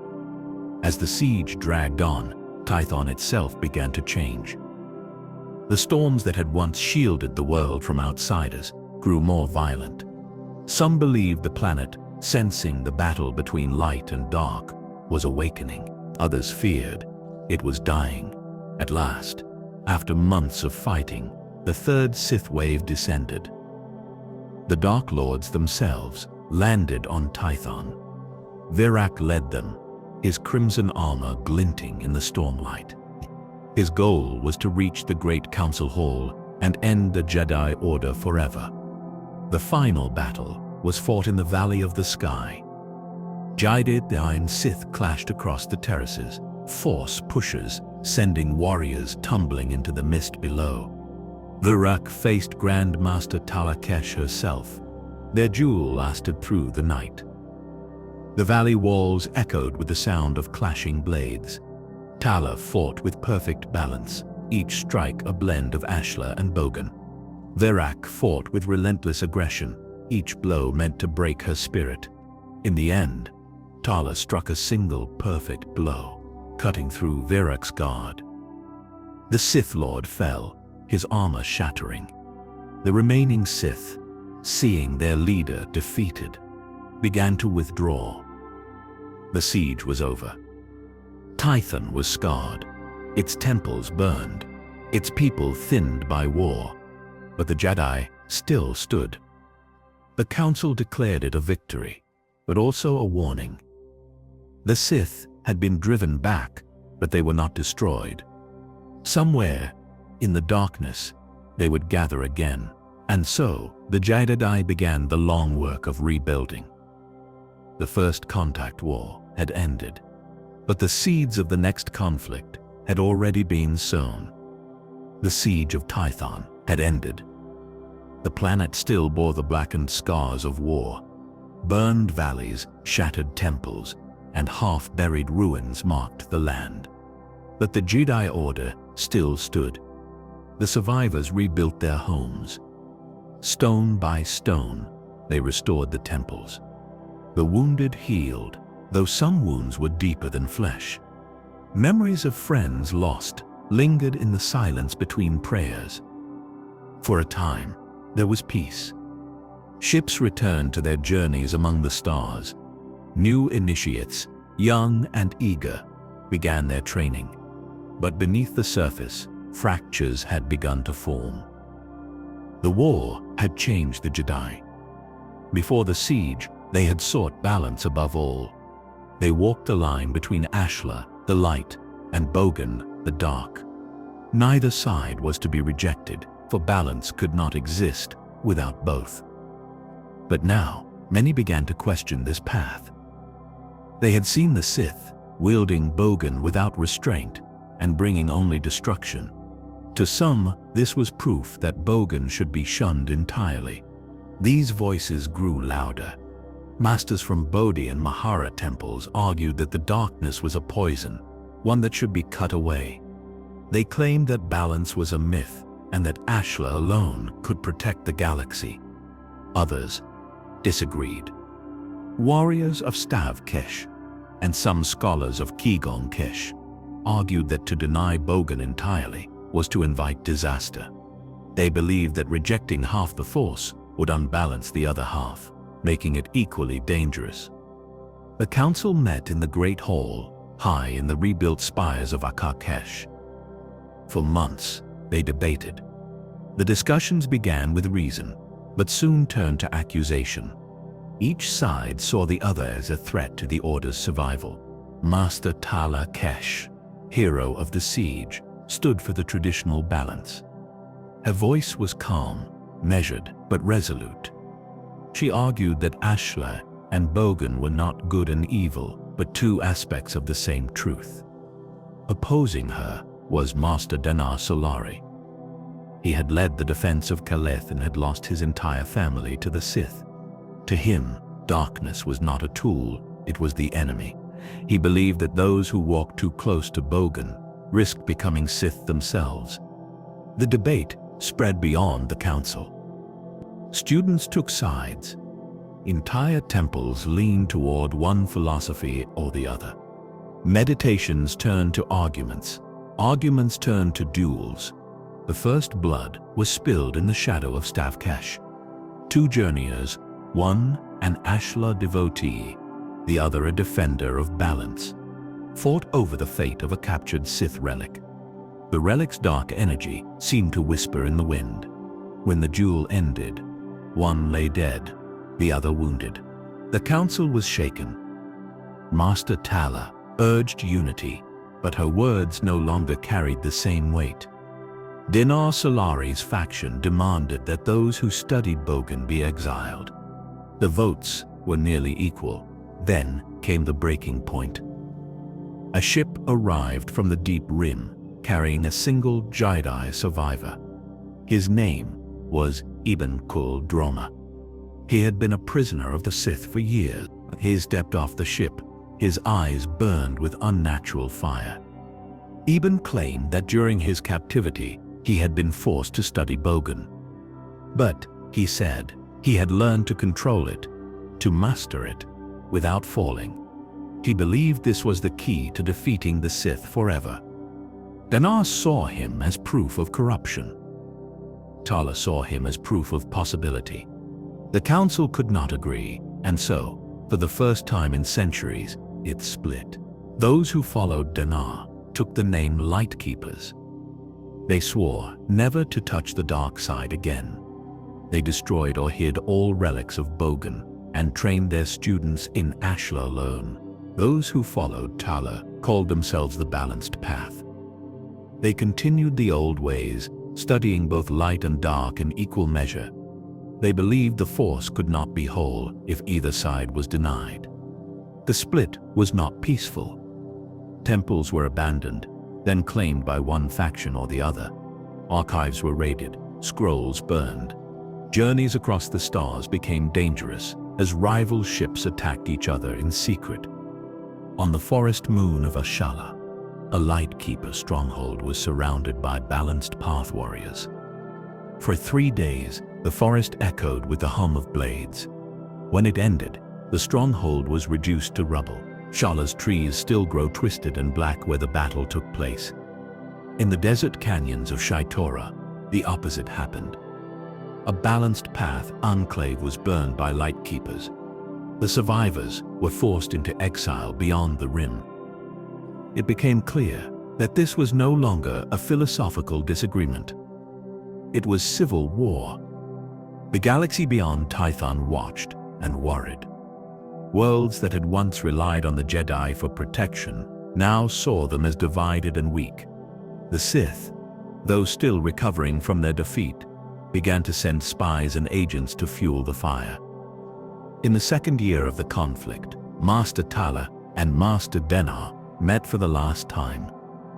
They stood in the ruined courtyard of Maharakesh, the Temple of Healing. Once, they had trained together here. Now, they stood as enemies. Tala asked him to end the fighting. Denar refused.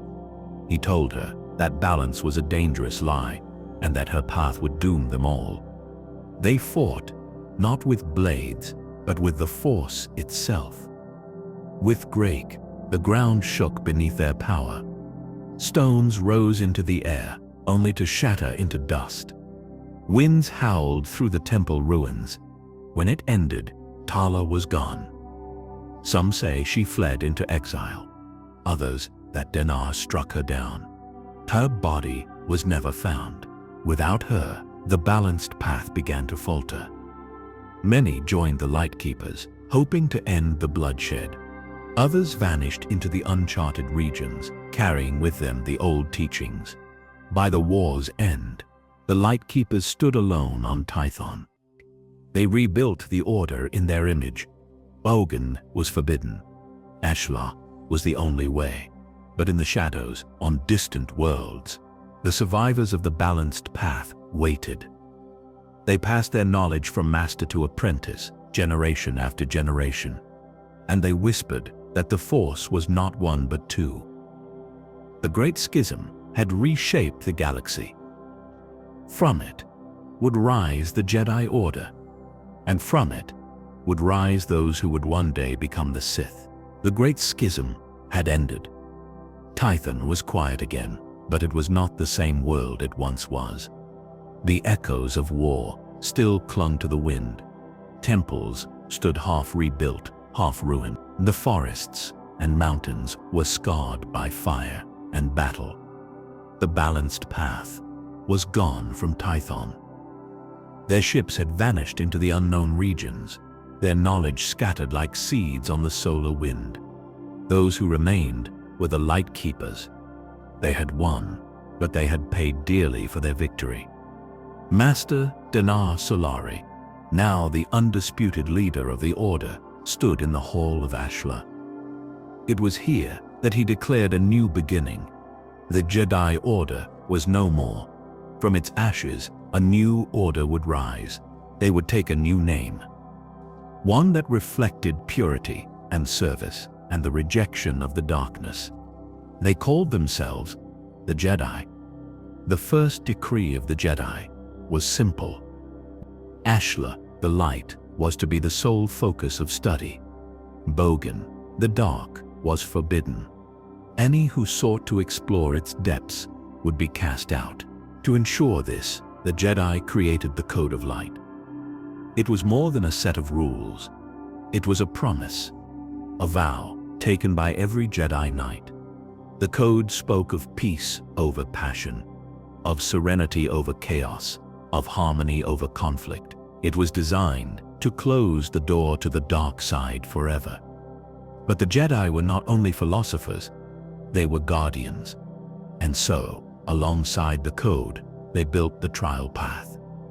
A series of tests that every initiate must pass before being named a knight. The first trial was the trial of skill, a measure of a Jedi's ability to defend the innocent and themselves. The second was the trial of courage, facing fear without falling to it. The third was the trial of the flesh, enduring pain, sacrifice, and loss without succumbing to anger. The fourth was the trial of spirit, looking within and confronting the darkness in one's own heart. The fifth trial, the trial of insight, was added later. It tested a Jedi's wisdom, their ability to see beyond the surface and to act with understanding. The temples of Tython were rebuilt, but now served a new purpose.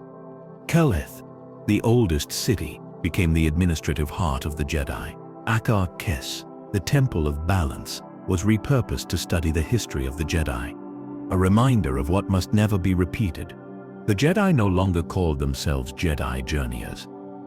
Instead, they adopted a new structure: younglings trained together under watchful teachers. Those who showed promise became Padawans, apprenticed to a single Jedi Knight or Master. When their trials were complete, they became Jedi Knights, and only the wisest and most disciplined were elevated to the rank of Jedi Master. The galaxy watched this transformation. Worlds that had been hesitant to trust the Jedi began to send envoys again. The Jedi swore to defend the Republic's ideals, even though, at this time, the Republic itself was still forming. The Jedi began to travel far beyond Tython. They established outposts on distant worlds, not as conquerors, but as protectors. Where there was famine, they brought food. Where there was disease, they brought healing. Where there was war, they brought peace, though sometimes peace could only come through the hum of a lightsaber. Ah yes, the lightsaber. This was another great change. The Jedi had wielded many weapons: blades of tempered metal, staves of song steel, even primitive energy swords powered by external packs. But the Jedi sought something more refined. They perfected the lightsaber, a weapon of pure plasma, contained within a magnetic field. Its blade was weightless, but could cut through nearly anything. Its power came from a kyber crystal. The Jedi believed the crystal was alive in the Force, and so every Jedi's lightsaber was unique to them, the crystal attuned to their spirit. To earn a crystal, a Padawan had to undertake the gathering. Wasn't rare. They would travel to Ilum, a frozen world of deep caves where the crystals grew. In silence, they searched, guided only by the Force. The crystal that called to them was theirs to claim. Only then could they build their first lightsaber. This ritual bound Jedi to their weapon, not as a tool, but as an extension of themselves. But even as the Jedi grew, shadows lingered beyond the stars.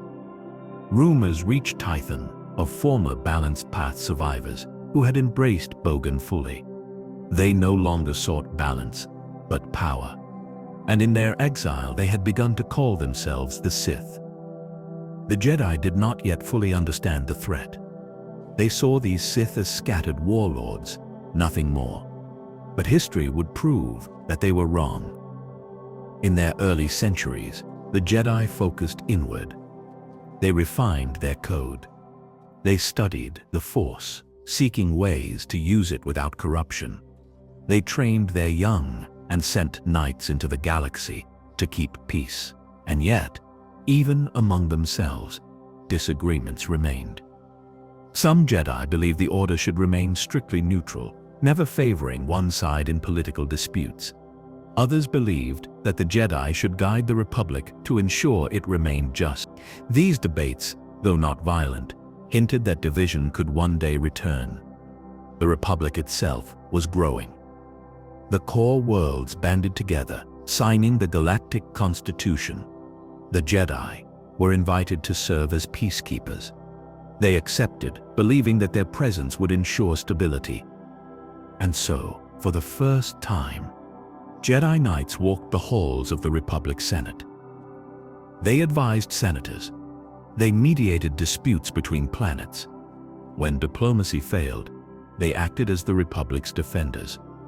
In these days, the Jedi became legends. Songs were sung of their deeds. Statues were raised in their honor. Children across the galaxy dreamed of one day becoming Jedi. But the Jedi themselves remembered the schism. They remembered that too much pride could lead to downfall. And so, humility was taught as carefully as swordsmanship. Still, the seeds of future conflict had already been planted. Some Jedi Masters worried that in rejecting Bogan entirely, the Order had left itself blind to the ways of the dark side.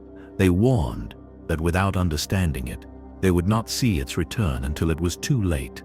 Others dismissed these fears. To them, the path was clear. Light alone would guide them. They believed the darkness had been buried forever. But in the distant corners of the galaxy, the Sith waited, and history was patient. For centuries, the Jedi Order thrived in their new role as guardians of peace. Their temples shone with polished stone, their lightsabers gleamed under twin suns, and their voices spoke of hope across countless worlds. Yet far beyond the civilized core, in the wild depths of the Outer Rim, a dark power was rising. The exiled survivors of the balanced path, the ones who had embraced Bogan fully, had gathered in secret. They had rebuilt their strength, mastered ancient teachings, and forged a new empire. They called themselves the Sith. Their empire was vast, spanning hundreds of star systems, their fleets dark and deadly. Their warriors were trained not only in combat, but in the ruthless arts of manipulation, fear, and domination. The Jedi had heard rumors of the Sith's return, whispers carried on the wind, stories told by travelers who barely escaped. But no direct contact had yet been made. The Republic believed the Sith were scattered, weak remnants of a forgotten age. This would soon change. It began with a mission to the world of Korriban, a barren planet shrouded in crimson dust and legend. Korriban was known to Jedi scholars as the ancient home of the Sith species, the original dark side, Force users. For decades, the Jedi had avoided the planet, fearing what lay beneath its sands. But then, a distress signal was intercepted by Republic scouts. It came from a small mining colony, deep in the Sith-controlled sector. The message was fragmented, filled with cries of terror and despair. The message was fragmented, filled with cries of terror and despair. The Jedi Council sent a task force, led by Jedi Master Varric Sorn. Varric was a veteran warrior, known for his calm wisdom and steady hand. His mission was clear: investigate the colony's fate and bring aid if possible. When the Jedi arrived, they found the colony in ruins. Buildings were burned, ships were destroyed, and the few survivors spoke of a brutal assault by Sith warriors. Varric's heart tightened with sorrow, but he remained resolute. The Jedi set up a temporary base and began scanning for signs of the Sith. What they discovered chilled them to their core. The Sith were not disorganized warlords, but a disciplined, ruthless force. They controlled vast fleets, their starships armed with devastating weapons powered by the dark side. Their warriors wielded red-bladed lightsabers, symbols of their allegiance to the dark side. They commanded legions of soldiers, and their power extended beyond simple warfare. The Sith could manipulate fear and anger, twisting the minds of their enemies, turning allies against one another. They had perfected the use of the Force as a weapon, not just in combat, but as a tool of psychological domination. Master Varric knew that the Jedi faced a grave threat. He sent urgent messages to the Council, warning that the Sith were preparing to expand. But some within the Council remained skeptical. They saw the Sith as relics, dangerous but contained. Meanwhile, the Sith had plans of their own. Their leader, Dark Lord Marka Ragnos, sought to rebuild the ancient Sith Empire. He believed the galaxy was ripe for conquest, that the Jedi were weak and divided. Under Ragnos's command, Sith forces began to strike at key Republic worlds. These were swift, brutal raids designed to test the Jedi's defenses and sow chaos. The Jedi responded with equal determination, repelling attacks and protecting innocent lives. But the war had only just begun. The Sith were cunning. They infiltrated Republic systems, planting spies and saboteurs. They used dark side rituals to corrupt key figures, turning friends into enemies. As battles raged across space and planet surfaces, the Jedi learned harsh lessons. The Sith were not just opponents to be defeated in combat. They represented a force of destruction and deception that threatened the very heart of the Republic. Among the Jedi, debates rekindled about how to confront this darkness. Some argued for more aggressive tactics, embracing the passion that once had been shunned. Others called for restraint, fearing that any use of emotion could lead them down a dark path. Through it all, Master Varric stood as a beacon of balance. He urged the Jedi to remember their origins, the lessons of the Jedi. He believed that understanding the Sith, even their use of Bogan, was key to defeating them. But the Council, weary of the dark side's seductive nature, rejected his counsel. Instead, they doubled down on the Code of Light, insisting that the Jedi must remain pure. This schism within the Jedi Order weakened their response. The Sith exploited this division, striking with greater fury. Worlds fell, alliances shattered, and the Republic faced its darkest hour yet. Amidst the chaos, a young Jedi Knight named Ulic Qel-Droma emerged. Bold and fearless, he was admired by many for his skill in battle. But beneath his courage, a storm was brewing. Ulic was drawn to the mysteries of the Force, not just the light, but the dark as well. He secretly studied Sith teachings, seeking power to protect his people. His actions alarmed some masters, but others believed his path could lead to new understanding. As the war escalated, Ulic's choices would have far-reaching consequences. His fate intertwined with the destiny of the Jedi, the Sith, and the galaxy itself. The Jedi watched as Ulic Qel-Droma grew in power. His lightsaber strikes were swift and precise. His connection to the Force seemed deeper than most. He became a symbol of hope, a beacon amid the growing darkness. But the Sith were cunning. They sensed Ulic's inner turmoil. Dark whispers reached his mind, promises of strength beyond imagining. They played on his fears, his desire to protect those he loved.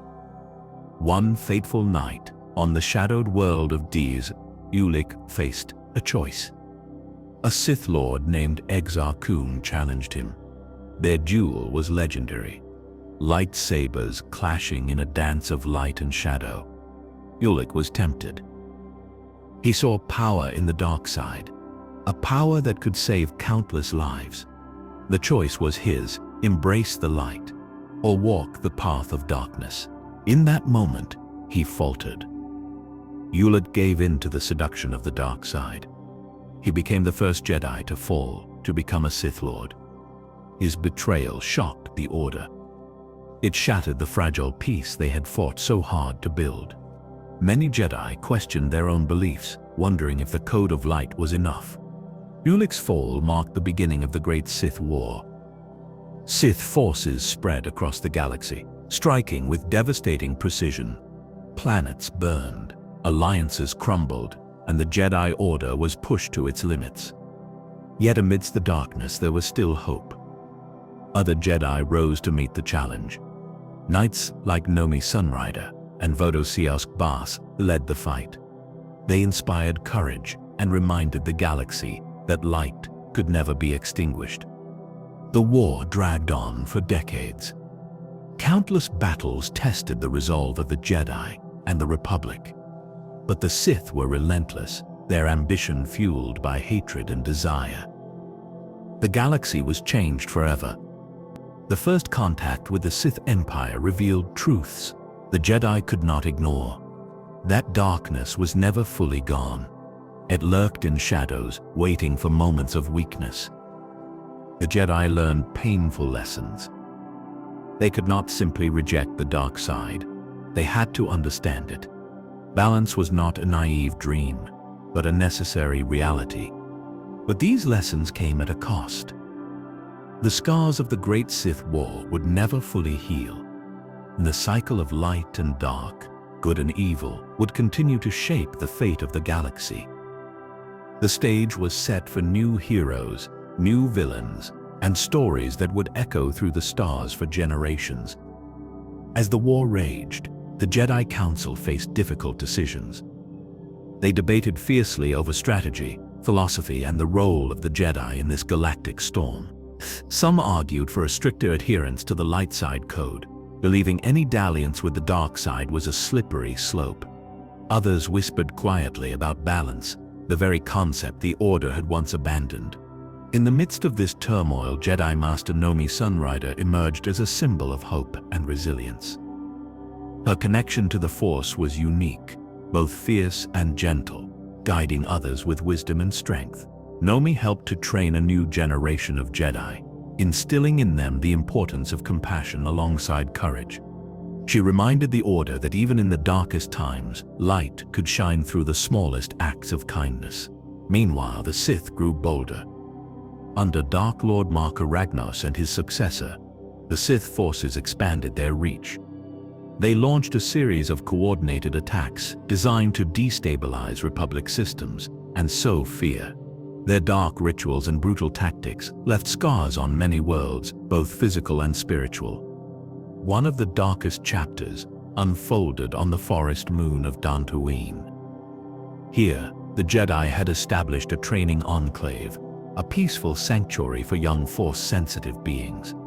But the Sith saw Dantooine as a prize to claim, a symbol of their rising power. Their forces descended in a sweeping assault, catching the Jedi off guard. The ensuing battle was fierce and devastating. Jedi and Sith clashed beneath towering trees, their lightsabers carving arcs of glowing light through the shadows. The Force itself seemed to tremble, caught between the opposing wills of light and dark. In the chaos, young Jedi apprentices faced horrors they had never imagined. Some fled in fear, while others stood their ground, fighting to defend their home. The defenders suffered heavy losses, and many believed the Order might never fully recover. Yet even in defeat, the Jedi's spirit endured. Survivors regrouped and vowed to continue their mission to protect the innocent. They knew that the true battle was not just for territory or power, but for the soul of the galaxy itself. The Great Sith War was more than a conflict of armies. It was a clash of ideologies, of faith and fear, of hope and despair. The Jedi sought peace through discipline and harmony. The Sith wielded chaos and passion as weapons to break the Order's will. This war forged legends, stories whispered in the halls of Jedi temples and Sith citadels alike. Tales of heroism, betrayal, sacrifice, and redemption that would inspire generations. Amidst the tumult, Ulika Eldroma's story became a cautionary tale. Once a promising Jedi Knight, he had fallen to the dark side, becoming a Sith Lord. His journey was tragic, marked by love, loss, and the struggle for identity. Yet even in his darkest moments, glimpses of the light remained within him. The galaxy watched as the war's tides ebbed and flowed. Neither side could claim complete victory. The Sith Empire was weakened, but not destroyed. The Jedi Order was battered but still stood. Eventually, the conflict culminated in a final confrontation on the red deserts of Korriban. The ancient homeworld of the Sith became the stage for a battle that would decide the fate of both orders. Lightsabers hummed and the Force surged as champions from both sides faced their destinies. In the end, victory belonged to the Jedi. Wine. Ulika Eldroma was defeated, though not without great cost. The Sith Empire fractured, scattering into the shadows once more. But the scars of war remained etched across the galaxy. The Jedi emerged wiser and more cautious. They re-examined their teachings, seeking a deeper understanding of balance. The Force was not simply light or dark, but a complex weave of energies that demanded respect and humility. This period marked a turning point in galactic history. The Jedi and Sith, once distant legends, had become mortal enemies. Their conflict set the stage for the political intrigue, wars and betrayals that would follow for millennia. And yet, the Force continued its silent watch, whispering secrets to those willing to listen, promising both power and peace to those brave enough to seek them. The tale of the first contact with the Sith Empire was only the beginning. For every shadow cast by darkness, there was a spark of light ready to kindle hope anew. In the wake of the Great Sith War, the galaxy was a place of fragile hope. The ancient empires of darkness had crumbled, and new possibilities began to emerge. But the scars of conflict were deep, and the road to peace would be long and uncertain. Amid this vast cosmic landscape, the Galactic Republic was born. A beacon of cooperation and unity in a galaxy once torn by conquest and chaos. Representatives from Corellia, Alderaan, Coruscant and Duros gathered with a shared vision, a dream of alliance. This dream was codified in the Galactic Constitution, signed with hope and solemn promise. The Republic would be a government of many worlds bound not by domination, but by mutual respect and shared laws. The capital was established on Coruscant, a vibrant city planet teeming with life and ambition. The Republic's founding marked a new chapter in galactic history. Trade routes blossomed, commerce flourished, and cultures mingled like never before. Technology advanced, fueled by collaboration rather than competition. Yet for all this promise, the Republic was not without its challenges.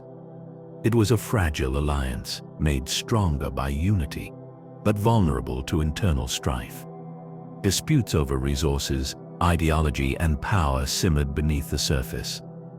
This was the backdrop against which the Jedi Order stepped forward to serve a new role.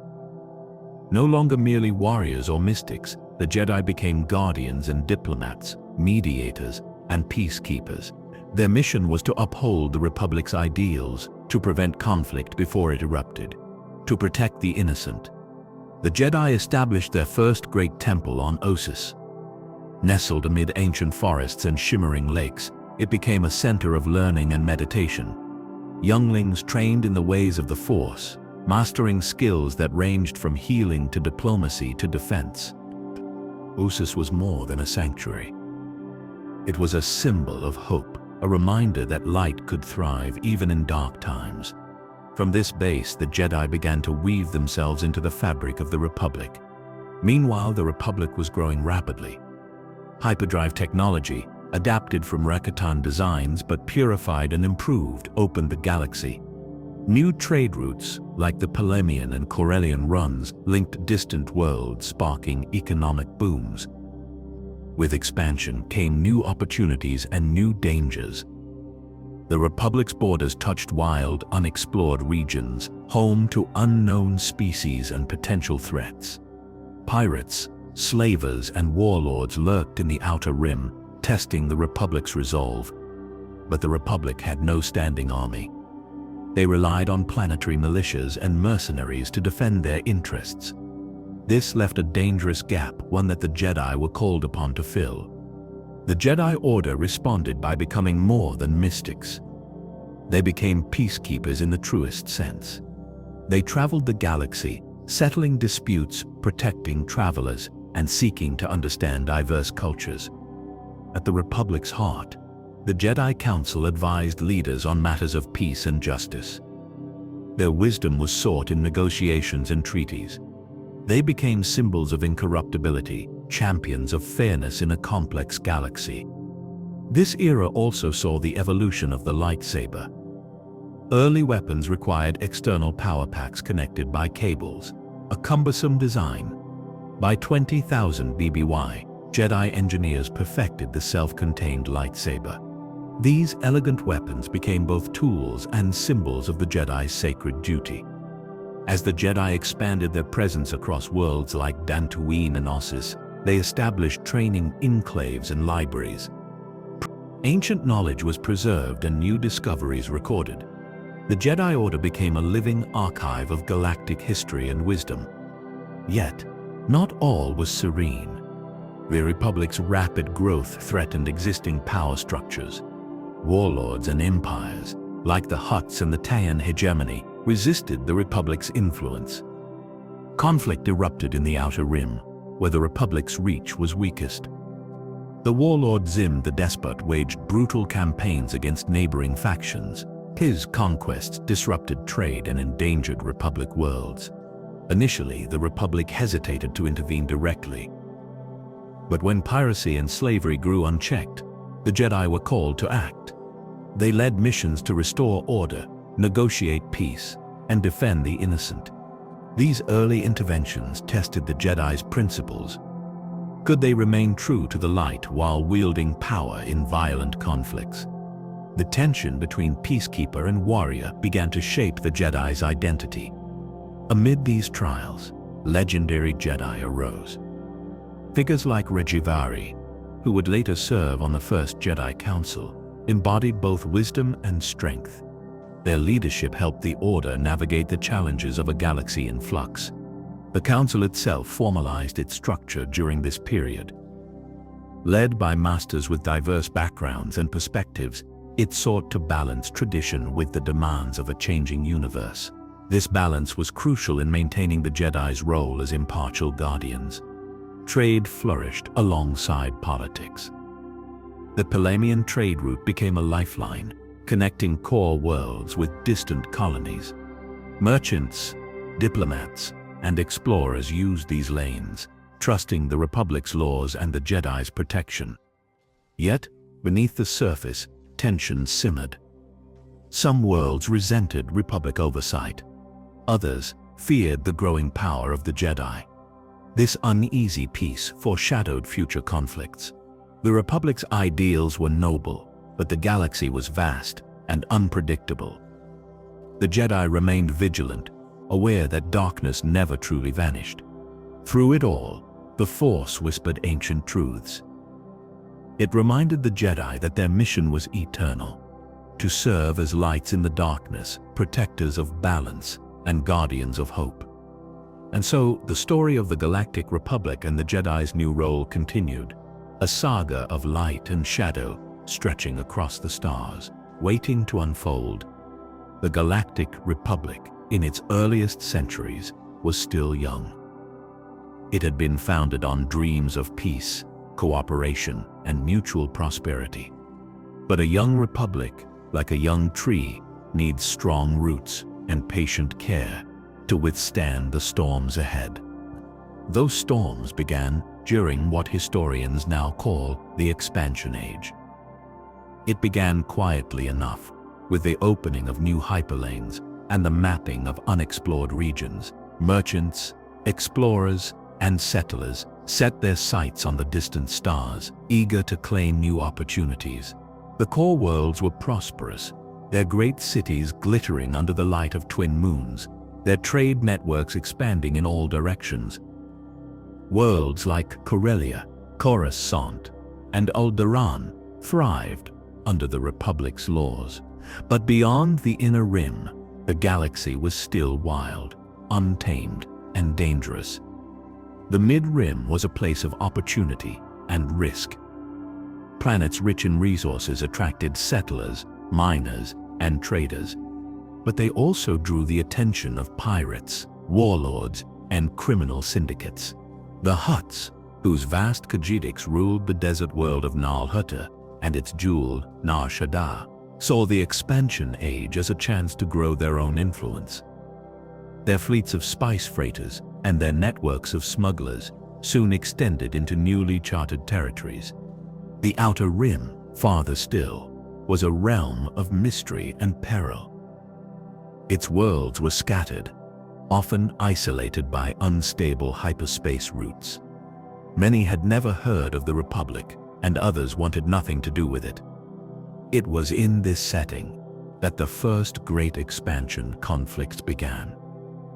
Some were sparked by disputes over resources, others by cultural misunderstandings, but all shared a common thread: the clash between the Republic's ideals and the realities of a diverse galaxy.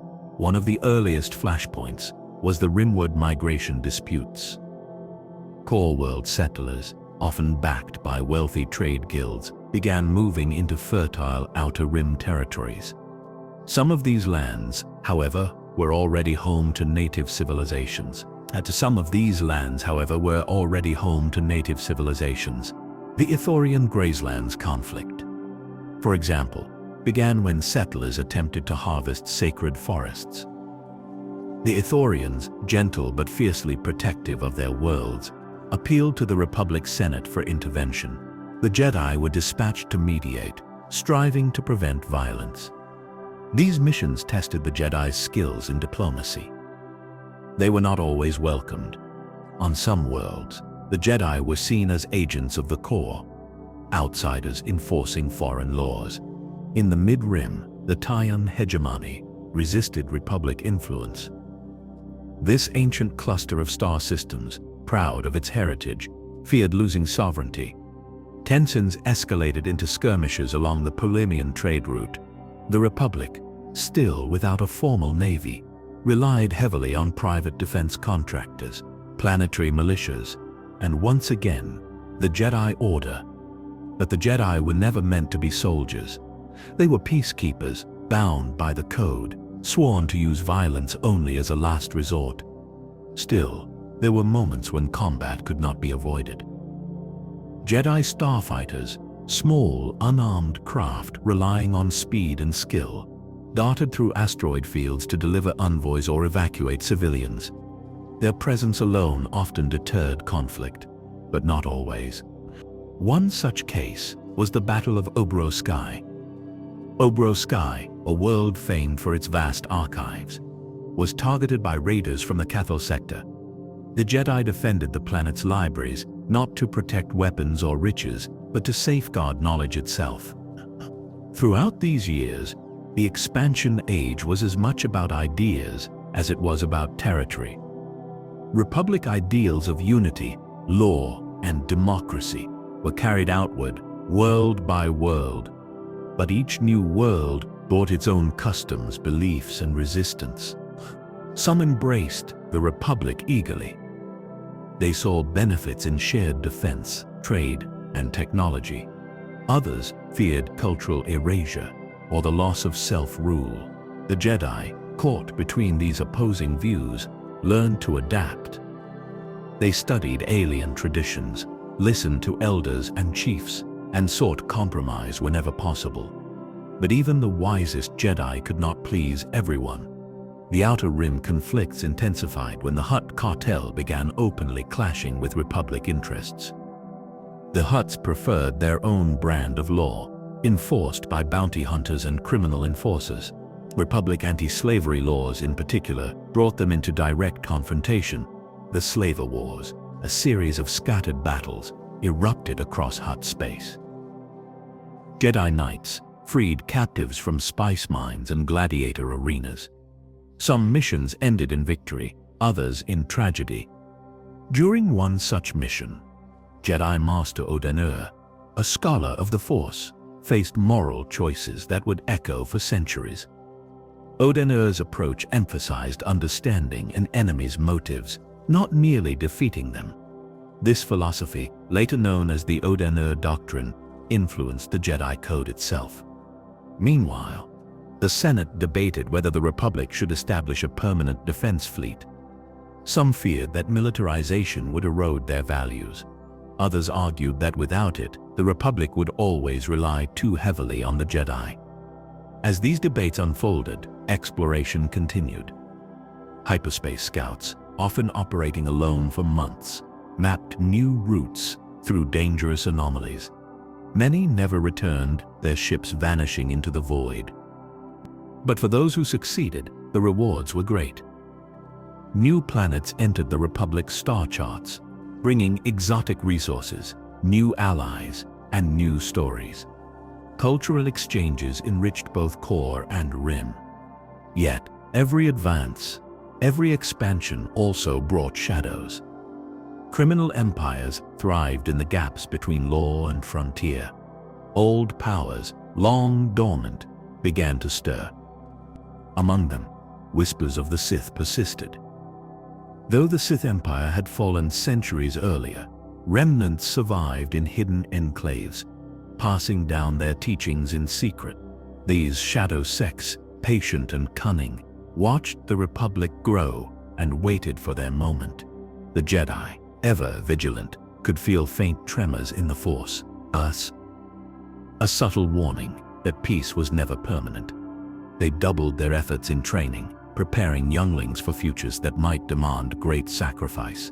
And so, the expansion age became a tapestry woven of bright threads of progress and dark strands of conflict.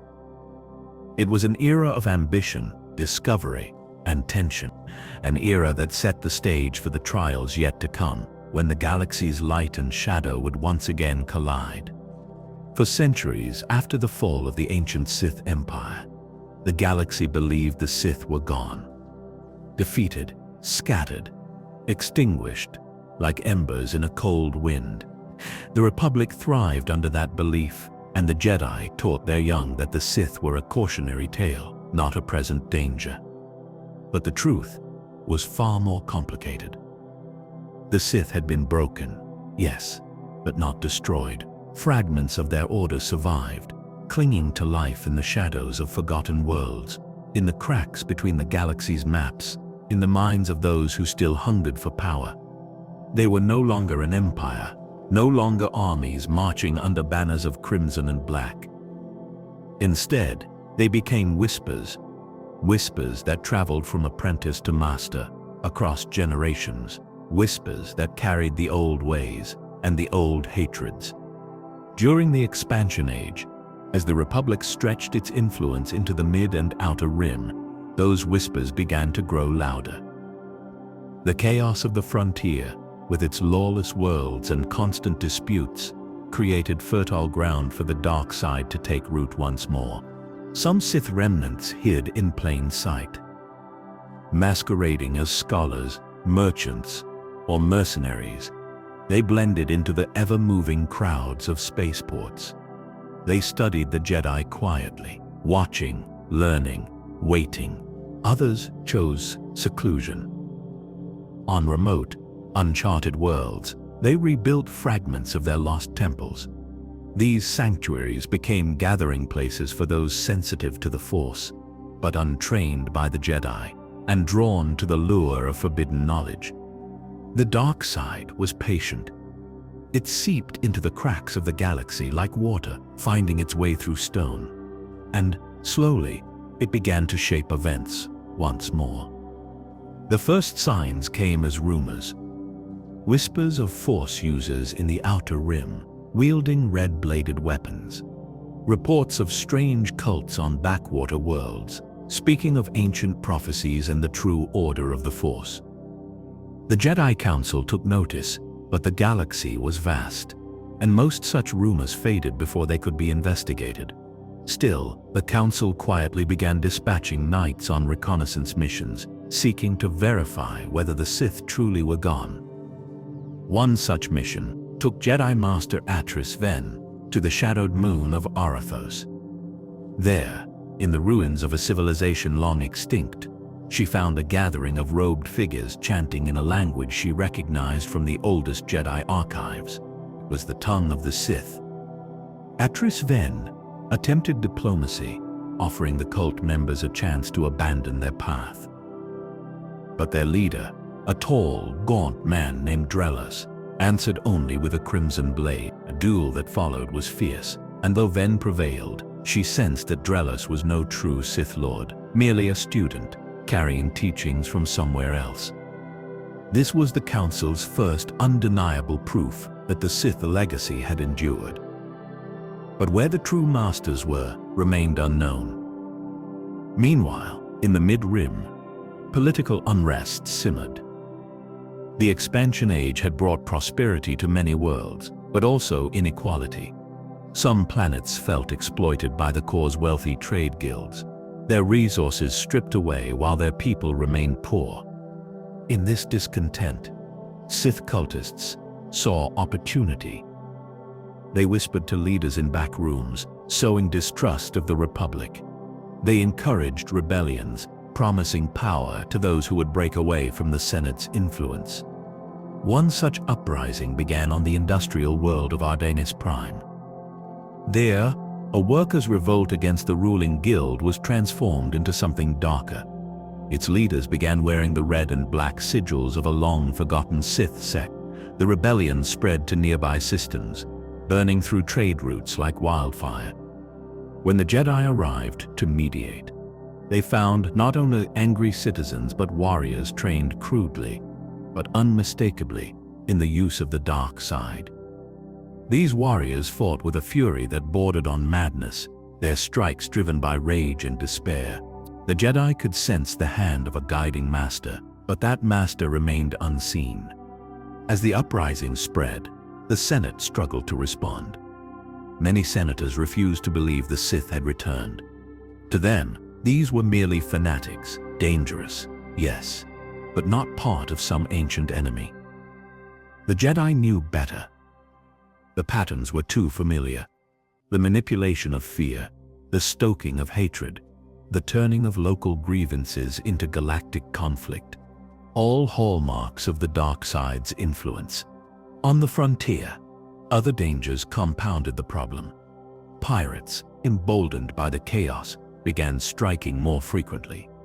The Hutt cartel expanded its reach, offering protection to worlds willing to leave the Republic's sphere. Some historians now call this period the First Dark Uprisings. Not a single war, but a web of interconnected conflicts, all subtly linked by the same hidden hand. For the Jedi, it was a test, unlike any they had faced in generations. They were stretched thin, traveling from one hotspot to another, extinguishing flames that seemed to rekindle elsewhere as soon as they were put out. And as the years passed, the confrontations grew deadlier. The cults became better organized.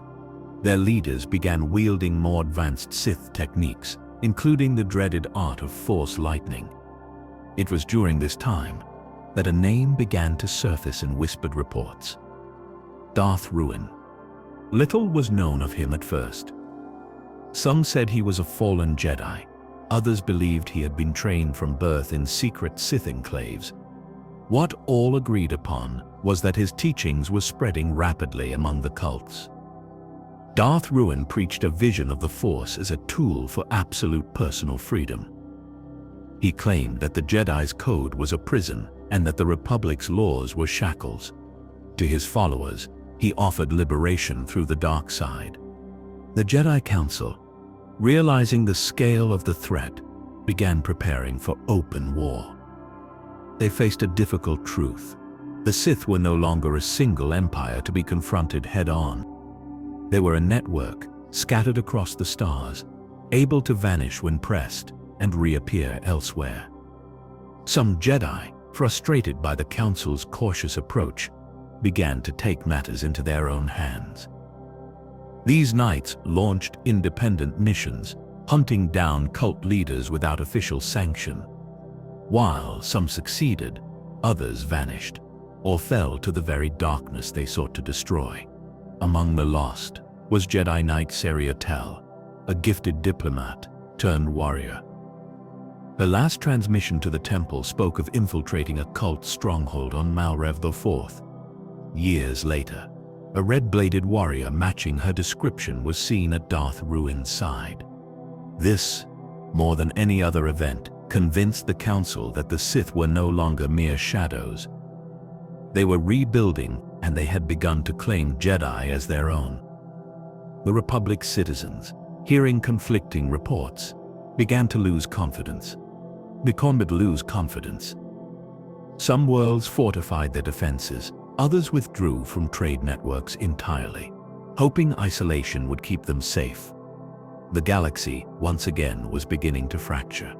And in that fracturing, the dark side thrived. Just as it always had. The first dark uprisings, though never declared as a single war, marked the beginning of a slow, dangerous shift in galactic history.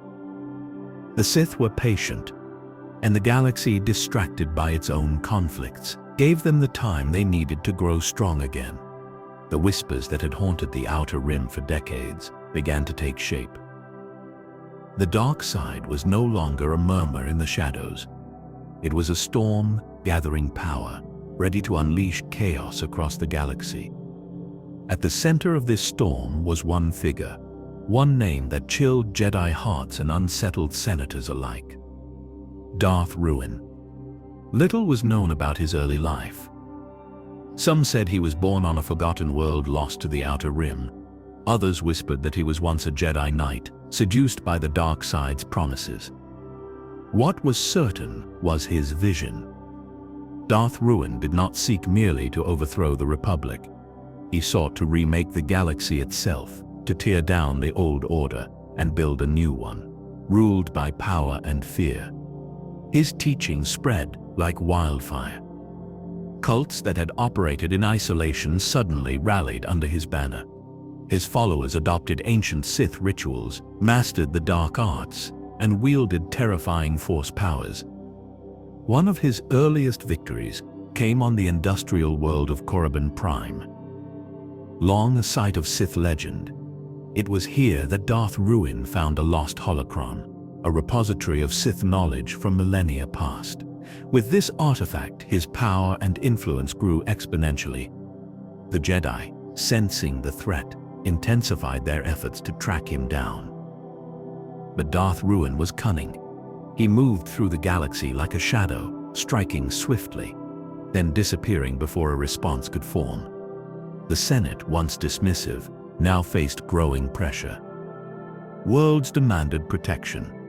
The Republic's military was still nascent, but it began to take shape under the threat of the Sith resurgence. The Jedi Order found itself pulled into open conflict. No longer just peacekeepers or diplomats. Jedi warriors led battalions in battles to protect innocent worlds. The age of diplomacy was giving way to war. Darth Ruin's strategy was methodical. He sought to fracture the Republic from within, encouraging dissent, rebellion, and distrust. His agents infiltrated key planetary governments, spreading propaganda and chaos. In the Outer Rim, entire systems slipped from Republic control. Pirates and Sith cults formed uneasy alliances. Trade routes became battlegrounds. Yet, even as darkness spread, pockets of hope endured. Jedi masters like Kelalaris and Mara Ven rallied forces to defend what they could. They trained new Jedi in the arts of war and peace, preparing for the storm ahead. The new Sith War had begun. Galaxies away from the core worlds, ancient rivalries resurfaced, and the Jedi faced their greatest challenge yet. The new Sith War erupted not with a single flash, but as a slow-burning blaze. World by world, the galaxy's fragile peace crumbled beneath the shadow of Darth Ruin's rising power. At first, the conflict was scattered.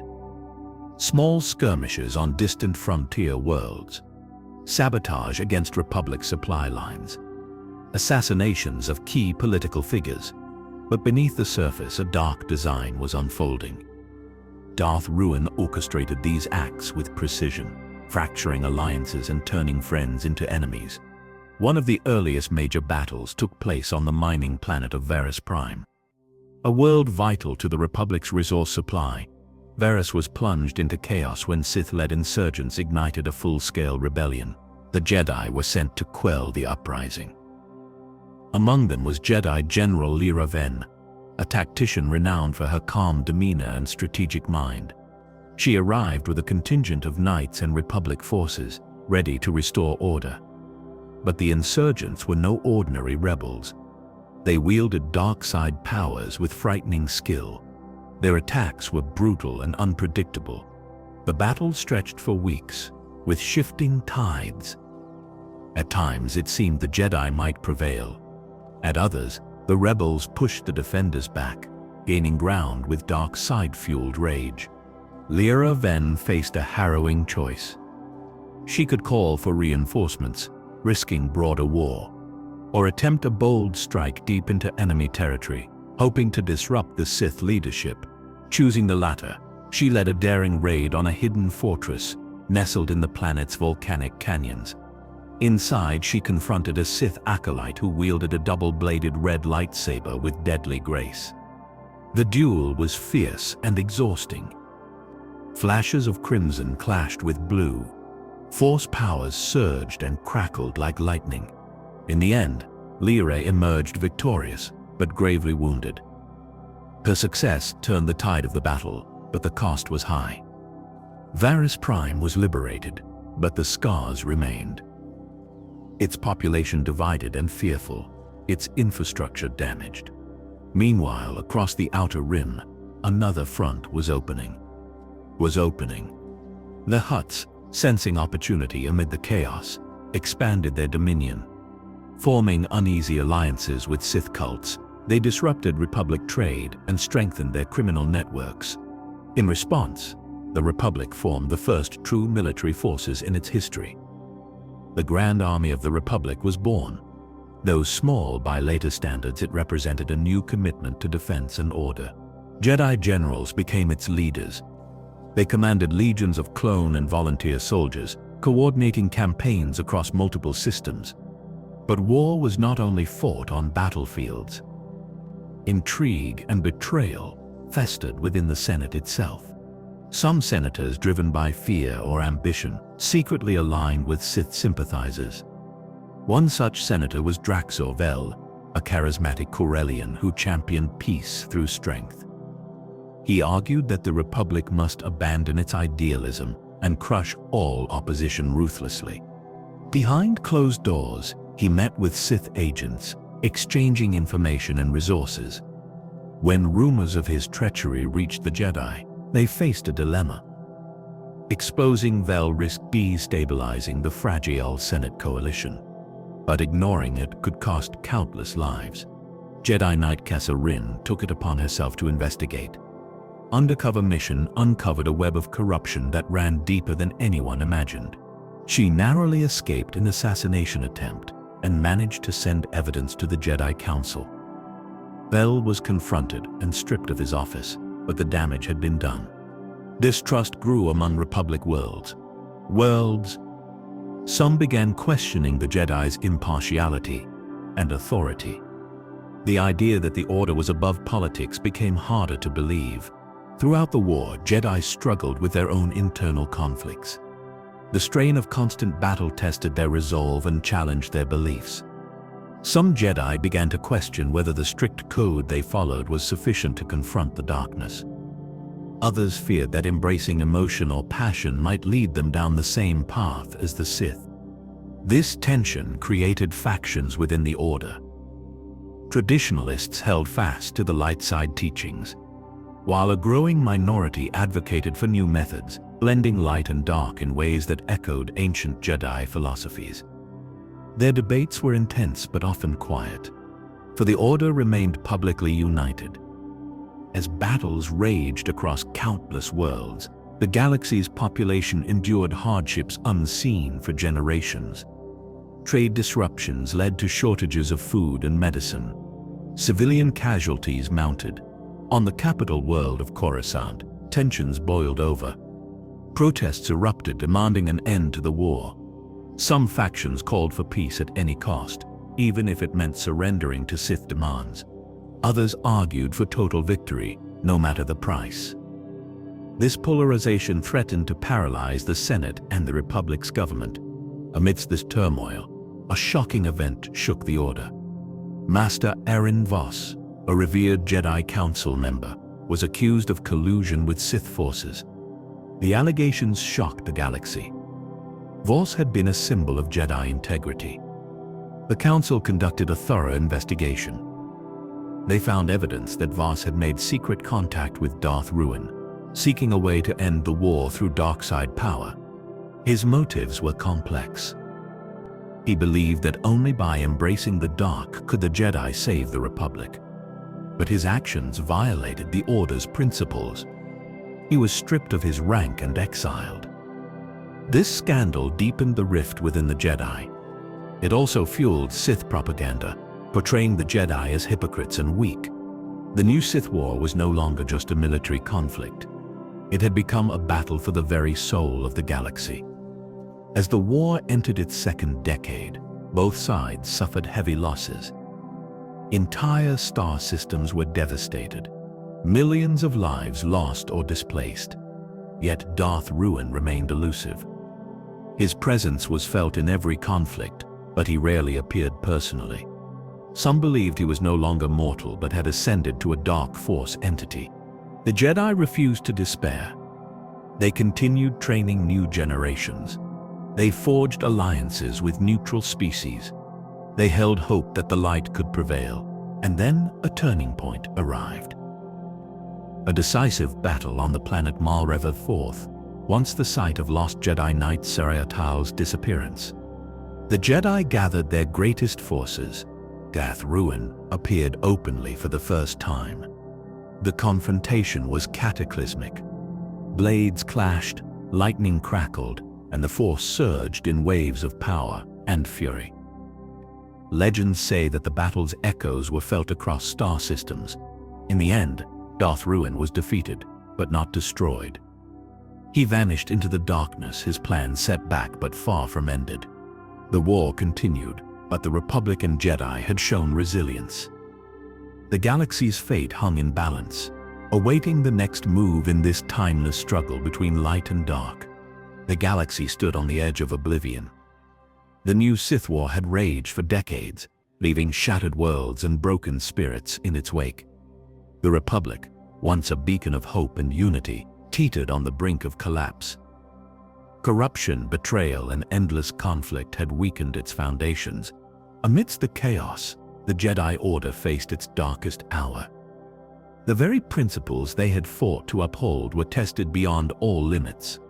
The Sith forces, emboldened and ruthless, pushed deeper into the core worlds. Darth Ruin's shadow loomed large over every battlefield, his dark presence a constant threat. In a desperate move to turn the tide, the Jedi Council made a fateful decision. They would strike directly at Darth Ruin's stronghold on the forgotten world of Noxus Prime. The assault was massive. Jedi Masters led battalions of soldiers through dense forests and crumbling cities. Explosions lit the twilight sky as blaster fire and lightsabers clashed. Inside the ancient Sith fortress, the air thrummed with dark energy. Darth Ruin awaited, surrounded by his most loyal followers and artifacts steeped in the dark side. The duel between Darth Ruin and Jedi Grandmaster Selenvos was legendary. Their blades met in a storm of sparks and shadow. The Force itself seemed to roar around them, a tempest of light and dark. For hours, they fought with relentless fury. Neither yielding ground, their clash echoed like thunder across the land.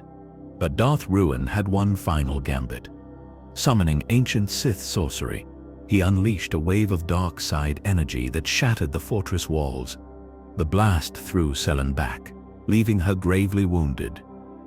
As the dust settled, Darth Ruin vanished once more into the shadows, his plans delayed but far from defeated.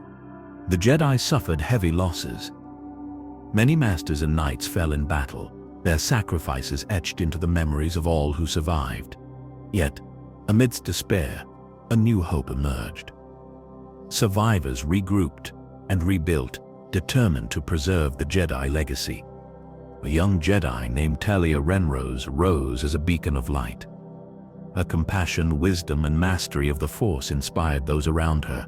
Talia believed the Jedi must evolve to face the galaxy's new challenges.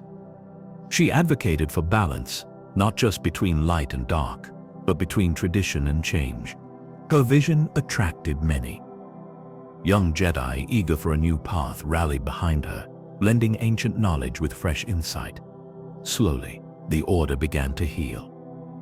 Temples were rebuilt. New teachings were forged. The Republic, scarred but resilient, found renewed strength. Trade routes reopened. Alliances were reforged. But the galaxy would never forget the lessons of the new Sith War. The fragile line between light and dark remained, a reminder of the cost of imbalance. As Talia and her followers moved forward, the echoes of the past whispered warnings. The struggle between hope and despair, peace and conflict, was eternal. And so the stage was set for the next era, a time of rebuilding, reflection, and the ever-present shadow of the dark side. The stars above the galaxy have witnessed countless cycles of rise and fall. Empires have crumbled and new orders have risen in their place. Among these, the era known as the High Republic stands as a beacon, both a shining moment and a warning. Its legacy echoes through the ages, shaping destinies long after its twilight faded. The High Republic was more than a time of expansion and discovery. It was a testament to ideals, hope, unity, and the eternal struggle for balance. Through its triumphs and tragedies, the galaxy learned lessons that would endure for millennia. One such lesson was the peril of hubris. The Jedi, despite their wisdom and power, found themselves vulnerable to internal divisions and external threats. Their quest for balance, once a source of strength, became a crucible of conflict. The Force, with all its mystery and might, is not so easily tamed. The downfall of the Jedi Order during the Force Wars reminded all that even the noblest ideals can falter. The seductive nature of the dark side is an ever-present shadow, waiting to exploit weakness. Yet, from these ashes rose the Jedi Order, as it would be known for generations. Dedicated solely to the light, the Jedi became guardians and peacekeepers, vowing to shield the galaxy from darkness. Their journey was not without struggle. The new Sith War tested their resolve and forced them to evolve. Jedi like Talia Renrose embodied the hope that the Order could adapt without losing its core. The Republic too found its footing anew. The ideals of cooperation and democracy, while fragile, persevered against the tides of war. Trade, diplomacy, and culture flourished once more, knitting together disparate worlds. Yet, the scars of conflict lingered, a reminder of the galaxy's precarious balance. The stories of heroes and villains, of sacrifices and betrayals, became the foundation of legend. They shaped the myths told to children, and the histories studied by scholars. In quiet moments, far from the halls of power, one could still feel the pulse of the Force, a subtle rhythm of light and dark intertwined. It is a call to vigilance, humility, and hope, for the galaxy's story is not yet finished. New threats will emerge. New heroes will rise, and through it all, the lessons of the High Republic will endure, guiding those who listen. So as you drift into sleep, imagine the vastness of this galaxy, its stars shining like distant fires of hope and mystery. Know that every ending is a new beginning, and the dance between light and dark continues, endless and eternal. The vastness of the galaxy holds many secrets, some forgotten by time itself. Beyond the bright tales of the Jedi and Sith, there were those who walked quieter paths. In remote star systems and hidden worlds, lost orders of Jedi endured. Some shunned the bustling politics of the Republic. Others chose isolation to protect ancient knowledge. One such group was the Sentinels of Nalcor, nestled in the crystalline forests of a distant moon. Their teachings focused on the delicate balance between the Force and the natural world. Unlike their more militant kin, the Sentinels valued patience and observation. They believed true power came not from confrontation, but from harmony. Their monks developed meditation practices that could attune them to the whispers of the Force flowing through plants and animals alike. This communion with nature granted them unique insights and the ability to heal wounds, both physical and spiritual. Though small in number, the Sentinels played a crucial role during the tumultuous times of the High Republic. When Sith cultists sought to corrupt the forests of Nalcor, the Sentinels rose in quiet defense. Their battles were not fought with grand armies, but through subtle influence and protective wards. They could cloak entire regions from detection, allowing refugees and endangered species to find sanctuary. Another forgotten order was the Veil Walkers of Dathanverth, a planet shrouded in perpetual twilight. They specialized in stealth and subterfuge, guarding ancient temples lost to the rest of the galaxy. The Veil Walkers mastered an unusual aspect of the Force, one that allowed them to become nearly invisible, blending shadows and light seamlessly. They became protectors of relics, guarding secrets that even the Jedi Council knew little about. Their philosophy diverged sharply from mainstream Jedi. They accepted that sometimes sacrifice and deception were necessary to maintain peace. These hidden guardians often intervened in conflicts discreetly, shifting outcomes without drawing attention. Their methods raised eyebrows among traditional Jedi, but were effective nonetheless. Far in the outer rim on the barren world of Talros, the Ashari monks preserved an ancient and rare Force tradition. They embraced the study of dreams and visions, believing that the future could be shaped by understanding potential paths. Ashari seers would enter trance-like states, interpreting symbolic messages delivered by the Force. They provided counsel to nearby star systems, warning of dangers yet to come. Though their warnings were sometimes vague, their insight saved countless lives. When the new Sith War erupted, Ashari prophecies foretold the coming darkness long before the first skirmishes. These diverse groups, each with unique philosophies, enriched the galaxy's tapestry of Force use.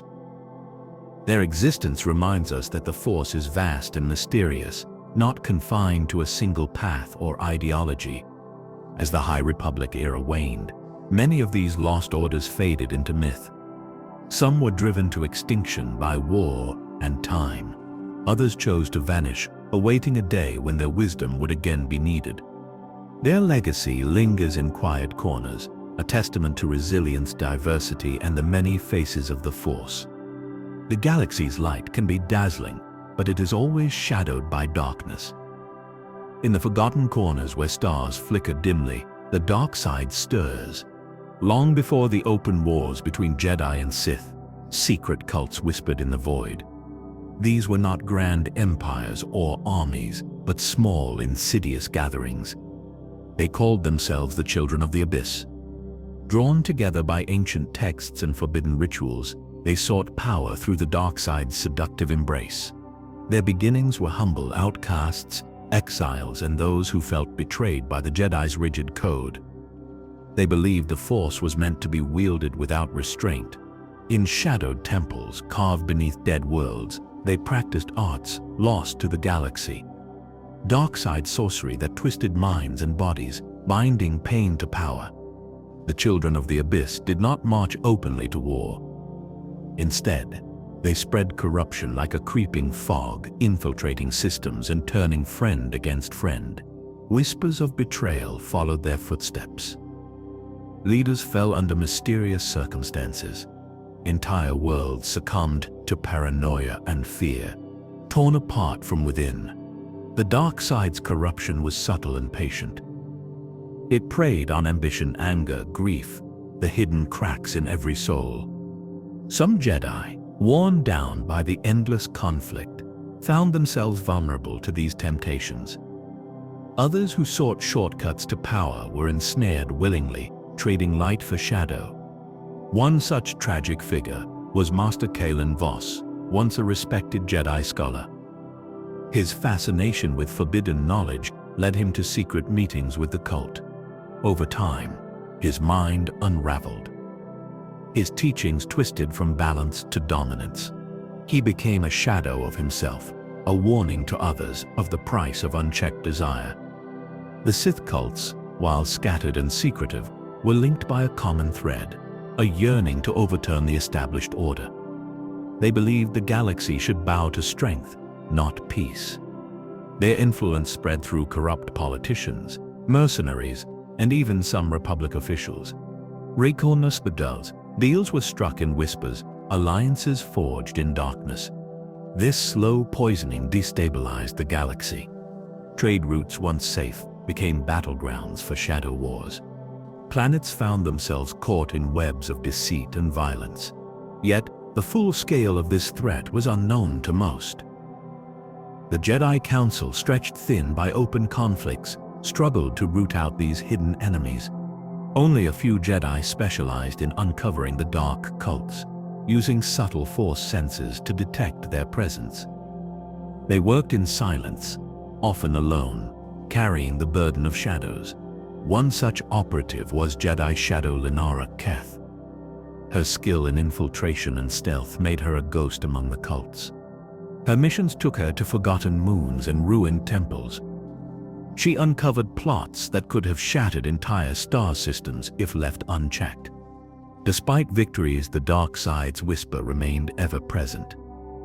For every cult dismantled, another rose from the ashes. The children of the Abyss were patient.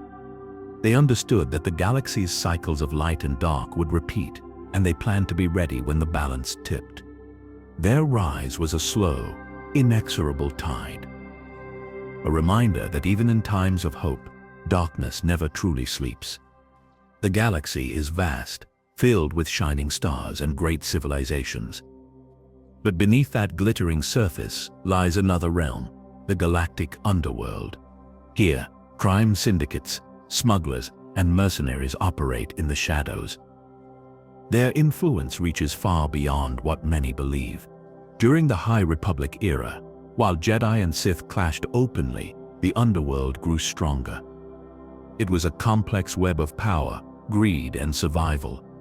One of the most notorious organizations was the Crimson Corsairs. Led by the enigmatic Captain Vrax, they controlled smuggling routes across the Outer Rim. The Corsairs were skilled at exploiting the chaos caused by the Sith cults and Republic conflicts. They moved goods, weapons, and information with unparalleled efficiency. Many planets depended on their trade, even if they disliked their methods. In some systems, the Corsairs were both feared and respected. Their ships, sleek and fast, could evade Republic patrols and pirate hunters alike. They employed Force-sensitive scouts, though not affiliated with the Jedi or Sith, to navigate dangerous territories. The underworld was not merely about crime for profit.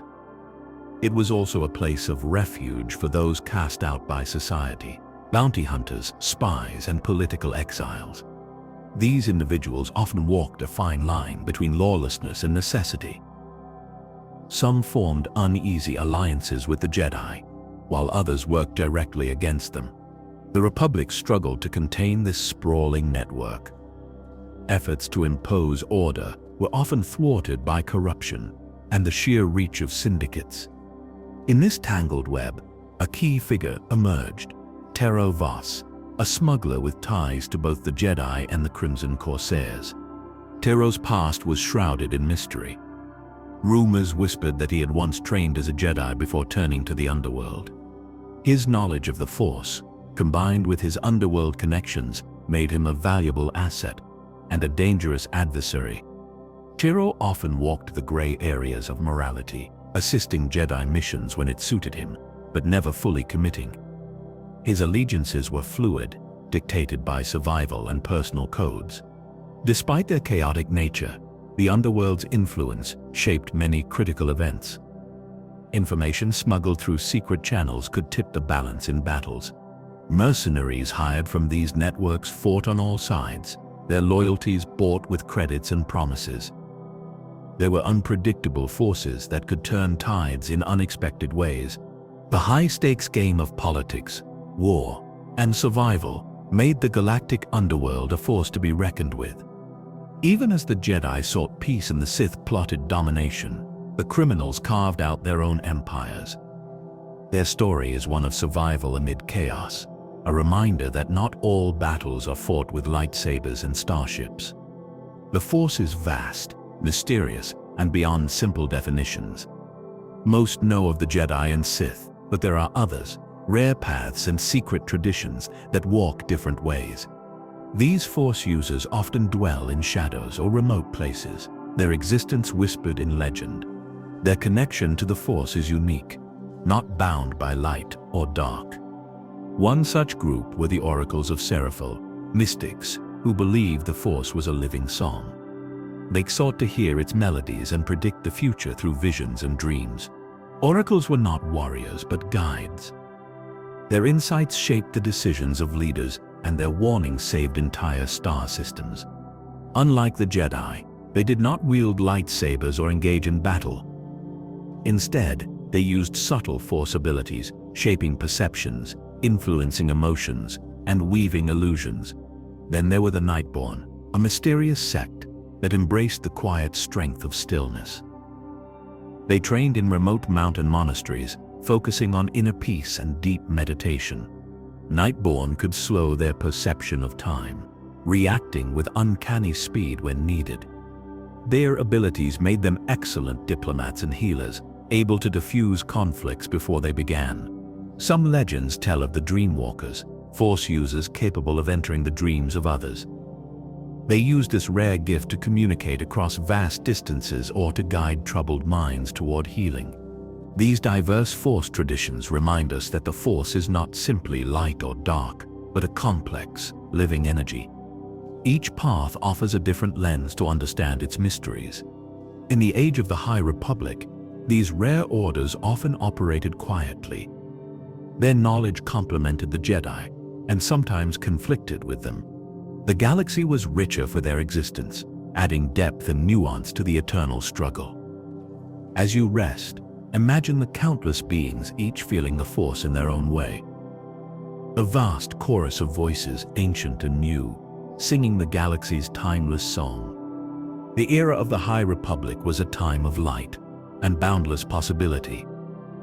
For centuries, its shining ideals guided the galaxy toward peace and cooperation. Yet, as all things must, this golden age drew to a close. Beneath the surface, unseen forces stirred. The scars of war, the tensions of conflicting philosophies, and the lingering shadows of the dark side all converged. The galaxy stood at a crossroads, uncertain and fragile. The fall of the High Republic was not sudden. It was a slow, inevitable unraveling, like twilight gradually fading into night. Conflicts that had once seemed distant edged closer, fracturing alliances and trust. New threats emerged from the outer rim, and old enemies grew stronger. The Jedi, once unified in their mission, faced division and doubt. Philosophical rifts deepened, and the burden of maintaining peace weighed heavily. But from this time of ending came new beginnings. The lessons learned, the sacrifices made, and the stories lived seeded the galaxy's future. The Republic transformed, adapting to a changing galaxy. New leaders rose, inspired by the hopes and failures of the High Republic. The Jedi Order evolved, shaped by history and the need for renewal. They carried forward the light, even as shadows threatened to consume it. And so, the story of the High Republic closes its chapter. But its legacy endures, whispering through the stars. As you drift towards sleep, imagine the galaxy turning ever onward. A place of endless stories, of light and dark, and the eternal dance of the Force. The end is only the beginning. Good night, and may the Force be with you.